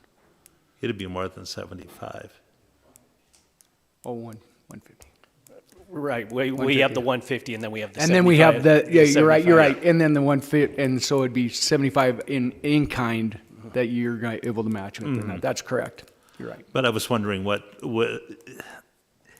is that 75 in kind though? Are we going to be spending more than that when we're looking at the operators and everything else, and the time and the possible construction cost to everything that we're doing with this? That's going to build up incredibly fast, and I think we'd have a better chance with that 1.1. It seems to me. Yeah, Commissioner Anderson, if you want to follow Yeah, up Chief a little Executive, bit. and just to answer your question, Commissioner Anderson, yes, we do have, and Angie can kind of speak to this a little bit better than that. We do have all the calculations for what our hourly rates and how much time it would, we're conservative on that time because we don't want to say, hey, it's going to take our laborers, 100 hours to remove a tennis court, because we don't really know. So we're going to be on the more conservative end. I don't think we can say they're going to devote 500 hours. I mean, that would be unrealistic, but that would get us almost to the 75,000, right there. And so you figure, roughly labor's salary, 500 hours calculates to, and I'm just rough estimates, to $20,000. Do I think it's going to take 500 hours to? I haven't got into that much detail, but yes, to answer your question, we do have all of those calculations to apply for the grant. And and Chief Executive Gallagher, Right. I don't know if you have any other input, but it's tough. But you don't want to be throwing out too much. You want to be realistic and more conservative when you're applying for this stuff. And you have to prove out those hours. You have to show that in that match, and so you have to account for that and show it in payroll and everything as well. So it's better to be conservative than to be, say, well, we're anticipating we could cover this through this. You really have to show those numbers. So Commissioner Fisher, I think he has a question. Thank you, Chief Executive Gallagher. Our chairman, Mr. Morgan, has made to refer this to the Budget Finance Committee, where all this conversation can take place. All we're looking for right now is to see if we want to approve the match and the grant. Then we can talk about it in Budget Finance all you want. To apply. And that's a clarification. This is just to apply for the grant. I mean, we haven't been awarded anything. It's if we're awarded, then you're saying, we know this. And in truth, once a grant's awarded, you still have the right to reject a grant. If we became in financial straits, that, you know, this body could say, you know, we don't have the ability to match.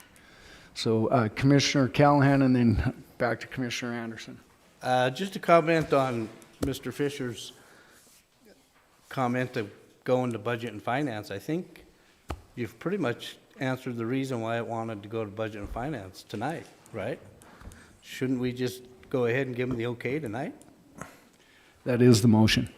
Oh, that is the motion. Yeah. So we don't have to go to Budget and Finance. Yeah. Commissioner Morgan. Thank you, Mr. Chief Executive. Yeah, the discussion that we just had is what I want to happen at Finance and Budget Committee. But on this particular one and the next one, because of the timeline, it can't happen because it's due before our next regular meeting. So that's why we're having it tonight. So. Commissioner Frederickson, Director Frederickson. Thank you, Chief Executive Gallagher and members of the council. And I have if we were to get this award, and I would definitely come back to this body and discuss it further. I have no problem doing that. Thank you, Director Frederickson. Commissioner Mankins.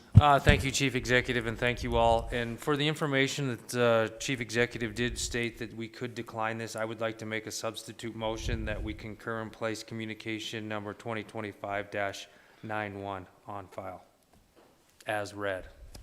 Second. We have a motion and a second to concur, a substitute motion to concur and place on file communication number 2025-91 as written without the amended amount. Okay. As written. As written. Yep. Okay. Commissioner Anderson. My last one, I promise. Thank you very much. And just to piggyback off of what Mr. Mankin said, if we can reject the grant, can you reject partial of the grant? Say you're awarded the 1.1, could you? Commissioner Anderson, when you apply for grants and you're applying for the funding that comes along with it, I'm not advocating we're applying for grants that we're going to send back, because it puts you in a bad position of ever applying for that same type of funding again.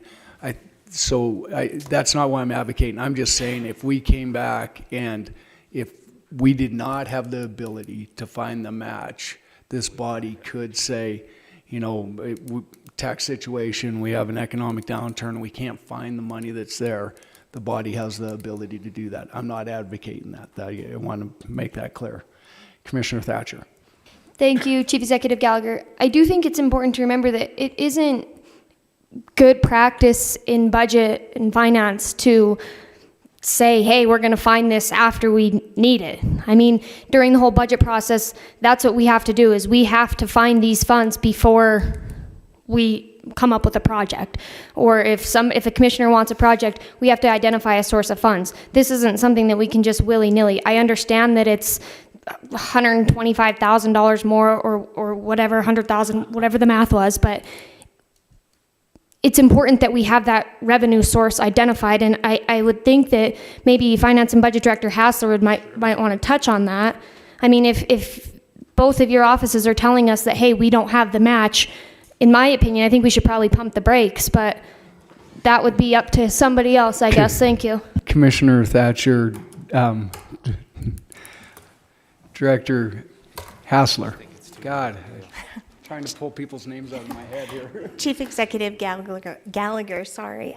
Commissioner Thatcher, members of council, it is not ever good practice to apply for a grant when you don't have a source of funding identified for your required match. I think that is exactly why when Commissioner Morgan referred it to Finance and Budget in the first place is because this has caused issues in the past where departments may have applied for a grant and there was a cash match or a match required. And when they were awarded the grant, it was a big surprise because there was no source of funding identified for their required match. And so looking at, I mean, if this is something that they had other grants, they do have one grant for $75,000 that they could use to match, but you have to be careful matching grants against each other or else it's called supplanting. It's against the law. He doesn't have the additional funds in his budget that he could, use to divert to match with that. And really, I don't know what the timeline is. I know when the application deadline is, but I don't know what the timing of the award is. The only thing that it potentially could do is put the county on the hook to have to levy for the additional funds to make up for the balance of the match that's required for the award. Thank you for that explanation. That helps us, and I think that's kind of where we're at. And as I said, I think it's all good information, and I'm all for trying to get more money than you can, but having the money in the bank and know that you have that ability to match that, I think it's good practice, and probably gives us a better opportunity to get the grant. So anyhow, we have a substitute motion as written. So we'll act on that first. Okay, so the substitute motion is to approve communication number 2025-91 as written. We always do it. So We always do it. could commissioners please vote?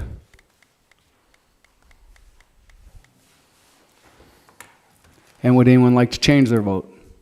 Clerk, please record the vote.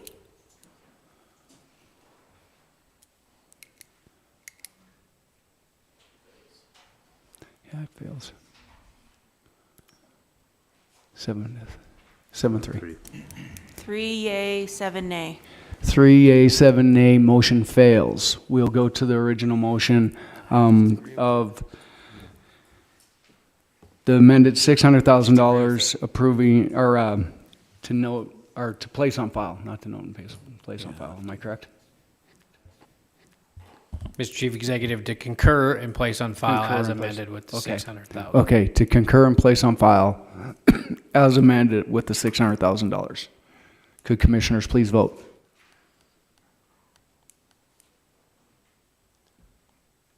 Give her a little bit of time, kind of had to.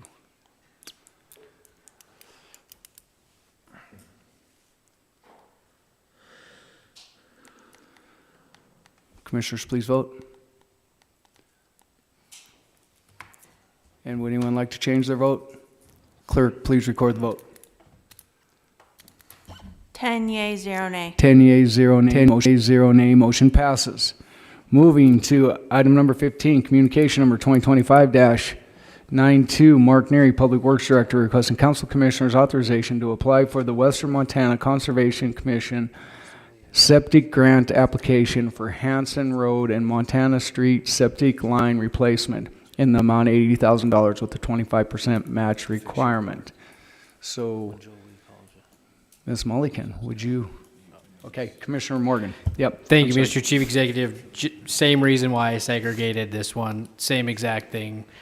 I know it's a much smaller amount, but I'd like to have the match identified, so. Thank you, Commissioner Morgan. Ms. Mulliken. If you could give an explanation here. I think hit again. Try it again.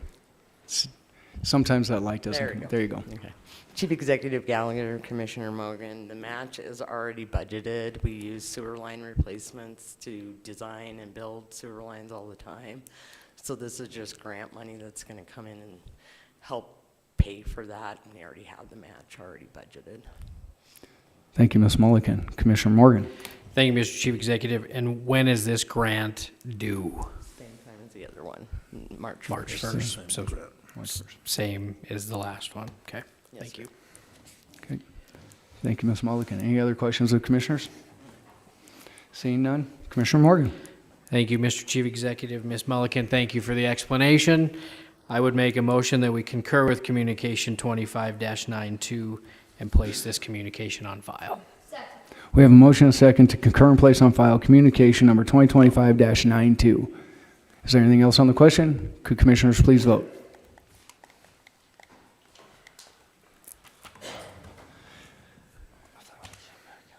I think we're missing Commissioner Fisher. He didn't. And would anyone like to change their vote? Clerk, please record the vote. 10 yea, 0. 10 yeas, 0 nay, motion passes. Moving on to item number 17, communication number 2025-94, John Sullivan, Government Buildings Manager, requesting Council of Commissioners authorization for Chief Executive Gallagher to sign Amendment Number 1 to the Markovich Construction Agreement for the Chelsea Bailey Animal Shelter Remodel Phase 2. Commissioner Fisher. Thank you, Chief Executive Gallagher. Reason for segregating is when you read the PDF, it says agreement for Chelsea Bailey Animal Shelter remodel, and then it says detention center lighting project.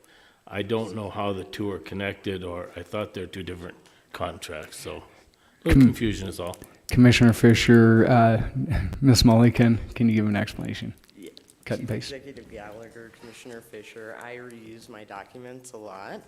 So this one is a typo. I had the detention center referenced in the document. That should have been for the Chelsea Bailey Animal Shelter. Thank you, Ms. Mulligan. Commissioner Fisher. Thank you, Ms. Mulligan, and I would make a motion at this time we concur and place on file communication 2025-94. Thank you. Second. We have a motion and a second to concur and place on file communication number 2025-94. Commissioner Anderson. Just a quick question on the agreement. Would we have to amend this agreement before we pass it to strike the BSB Detention Center? Commissioner Anderson, Ms. Mulligan. Chief Executive Gallagher, Commissioner Anderson, that's what we are approving is the amendment that corrects the language. Thank you. Yeah. Thanks. Okay. Commissioner Morgan. Thank you, Mr. Chief Executive. Just for procedural, Commissioner Fisher, would you mind amending your motion to concur as amended and place on file so it makes that correction in the contract? Because if we concur it, we're just approving it as it is, and we want to make sure we get that amendment As amended. in it. The communication. The communication is the amendment. Oh, okay. Yeah. Okay. Yeah. Okay. So, Commissioner Anderson. Thank you very much, Chief Executive. The communication is the amendment, but the agreement is still uncorrected. So I was wondering if that agreement would have to be amended as part of the amendment process, if that should be redlined. Commissioner Anderson, Ms. Mulligan. Executive Gallagher, Commissioner Anderson, that is what this amendment is doing, is correcting the language in the agreement that was signed in December. So that the amendment is correcting the language in the agreement. Commissioner Anderson, so what this is just asking you guys to say as amended. This is what you're correcting the mistake that was on the original contract. You're amending that right now. Okay. Okay. So we have a motion and a second. Is there anything on the question? Could commissioners please vote?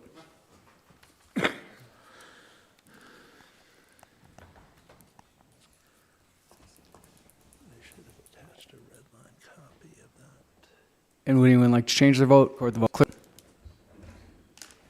10 yea, 0 nay. 10 yeas, 0 nay. Motion passes. Motion passes. Thank you, Angie. Moving on to, we've already done section 3. We'll move on to section 4. Ordinance and resolutions introduced to judiciary.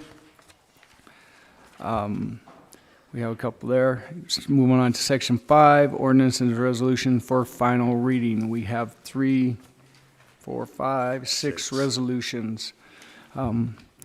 So the first one, ordinance and resolutions for final reading. Number 1, resolution number 2025-01. Clerk, please read the caption. A resolution amending the budget during the fiscal year after conducting a public hearing at a regular scheduled meeting of the Council of Commissioners in accordance with Section 7-6-4006 MCA, appropriating unanticipated donation revenue from the Stephen Tozemich estate for the purpose of remodeling the animal shelter and providing an effective date herein. Commissioner Morgan. Thank you, Mr. Chief Executive. At this time, I move to place Resolution 2025-01 on final reading and passed, having been deemed fully read at length. We have a motion and a second placing resolution number 2025-01 on final reading. Is there anything on the question? Could commissioners please vote? Clerk, please record the vote. 10 yea, 0 nay. 10 yeas, 0 nay. 10 yeas, 0 nay. Motion passes. Moving on to item number 2, resolution number 2025-02. Clerk, please read the caption. A resolution amending the budget during the fiscal year after conducting a public hearing at the regular scheduled meeting of the Council of Commissioners in accordance to Section 7-6-4006 MCA, appropriating unanticipated revenue to the City, County of Butte-Silver Bow from a Montana family planning and providing an effective date herein. Commissioner Morgan. Thank you, Mr. Chief Executive. I move to place Council Resolution 2025-02 on final reading and passed, having been deemed fully read at length. We have a motion and a second to place resolution number 2025-02 on final reading. Is there anything on the question? Could commissioners please vote?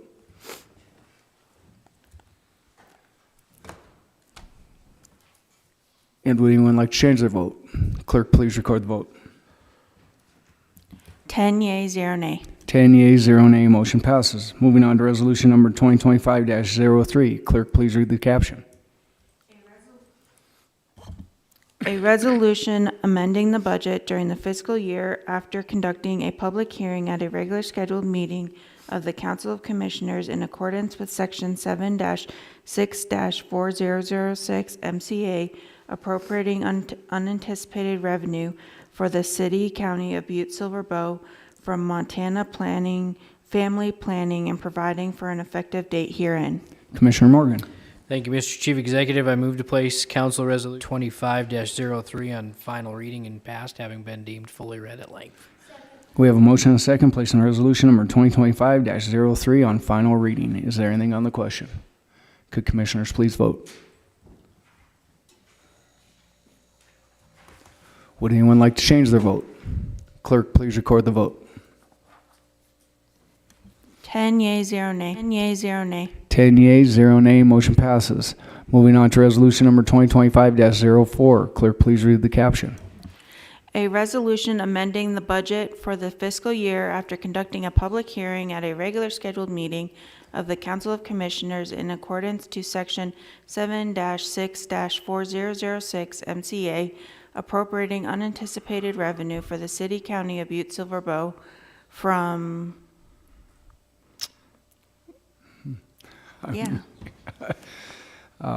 Commissioner Morgan. Thank you, Mr. Chief Executive. I move to place Council Resolution 2025-04 on final reading and passed, having been deemed fully read at length.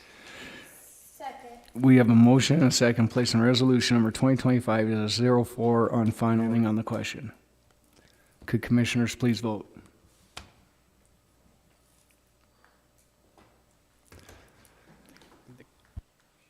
And would anyone like to change their vote? Clerk, please record the vote. 10 yea, 0 nay. Yea, 10 0 nay. 10 yeas, 0 nay. Motion passes. Moving on to item number 5, resolution number 2025-07. Clerk, please read the caption.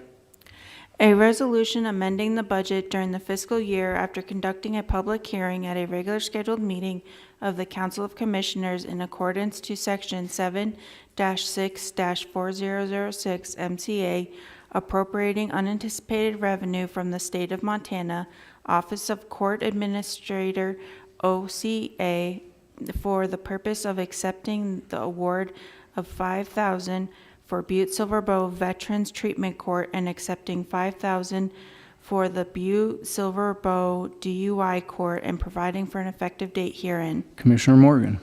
Thank you, Mr. Chief Executive. At this time, I'll make a motion that we Place Council Resolution 2025-07 on final reading, deemed fully read at length.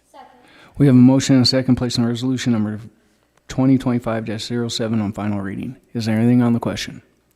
Could commissioners please vote?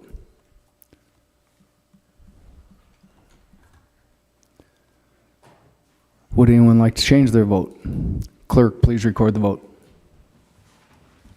10 yea, 0 nay. 10 yea, 0 nay. 10 yeas, 0 nay, motion passes.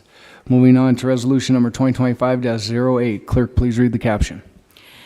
A resolution amending the budget for the fiscal year after conducting a public hearing at a regular scheduled meeting of the Council of Commissioners in accordance to Section 7-6-4006 MCA, appropriating unanticipated revenue from the National Park Service to Butte-Silver Bow Community Development Department to be expended in the Community Development Fund for the National Park Service Paul Braun Grant and providing an effective date herein. Commissioner Morgan. Thank you, Mr. Chief Executive. I move to place Council Resolution 2025-08 on final reading and passed, having been deemed fully read at length. We have a motion and a second placing resolution number 2025-08 on final reading. Is there anything on the question? Oh, Commissioner Fisher. Thank you, Chief Executive. Just a typo. Bill Anderson is no longer chairman of the judiciary, and it has his name on the bottom of that file. Okay. So we'll make that correction. Okay. Thank you. Commissioner Morgan. Thank you, Mr. Chief Executive. With that, I will make a motion that it's as amended. Okay. So we have a substitute motion, or as amended. Could commissioners please vote?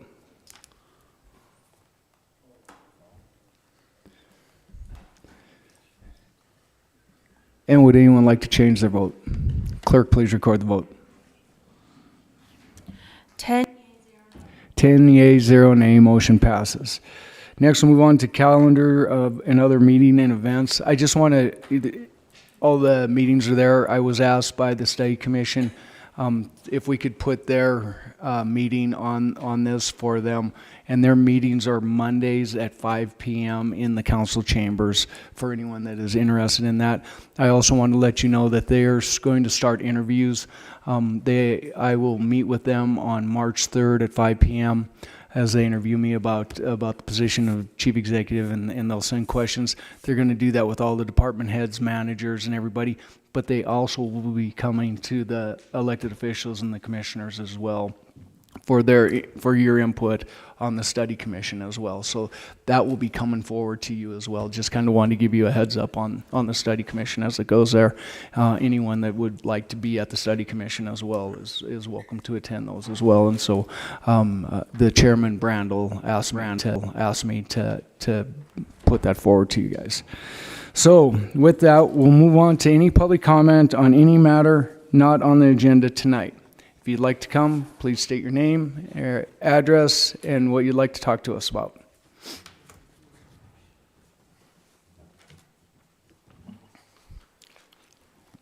My name is James Corbett. I live at 911 Nevada Avenue. A lot of people know who I am, and that's kind of suspicious. I have had a situation going on that I've tried to resolve. It's been years now. I've had to do my own investigation work, track things down. It's unbelievable epic. It's a huge conspiracy, and there's a lot of things going on. I won't get into it right now. This has been a long day. But this all boils down to communications that have been taken over. There's a whole file and portfolio that was very valuable, and this portfolio has been moved somewhere. This location, I do not know where it's at. The phone numbers and the contact information, and a few other people have gotten in the middle of this.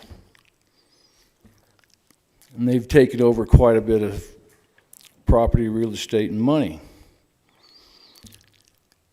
And this is all over the phone numbers. They can take over your phone number, impersonate you, make deals, and make it sound like me. They've slandered me, made a clown out of me, pretty much. It looks like I'm just not taking care of this and that I don't want to deal with it. And somebody somewhere has these documents, and I'm not showing up because the communications over these phones and communications, they're setting up meetings that I don't arrive at. That pisses people off. That's caused a lot of trouble for me. And so I'm hoping that somebody listening, and I know they listen to this because I was up here before and I got some phone calls and flack over that was kind of uncomfortable. But the situation is a disaster for me and a lot of things going on.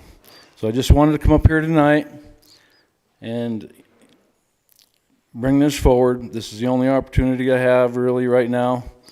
I can't get into this whole story, and I won't right now. But if somebody's listening, if you're talking to somebody on phone numbers and my documents and my files that I'm supposed to show up somewhere and sign them, I don't know where you're at. I don't know who you are. And whoever you're talking to on the phone is lying. And whoever else is involved, they're also lying. This is a huge fraud. And that's really all I have to say right now at this moment. It's been a long night. Thank you, Mr. Corbett. Thank you. Okay. All right. Commissioner Thatcher. Thank you, Chief Executive Gallagher. Just a really quick point for the record. That resolution that said it's from the Department of Health and Human Services. Just so everybody listening knows, the resolution states it, but the caption did not. This is the one that Caitlin couldn't finish, but just for the record, thank you. Thank you, Commissioner Thatcher. With that, I would take a motion to adjourn. We have a motion second. All those in favor?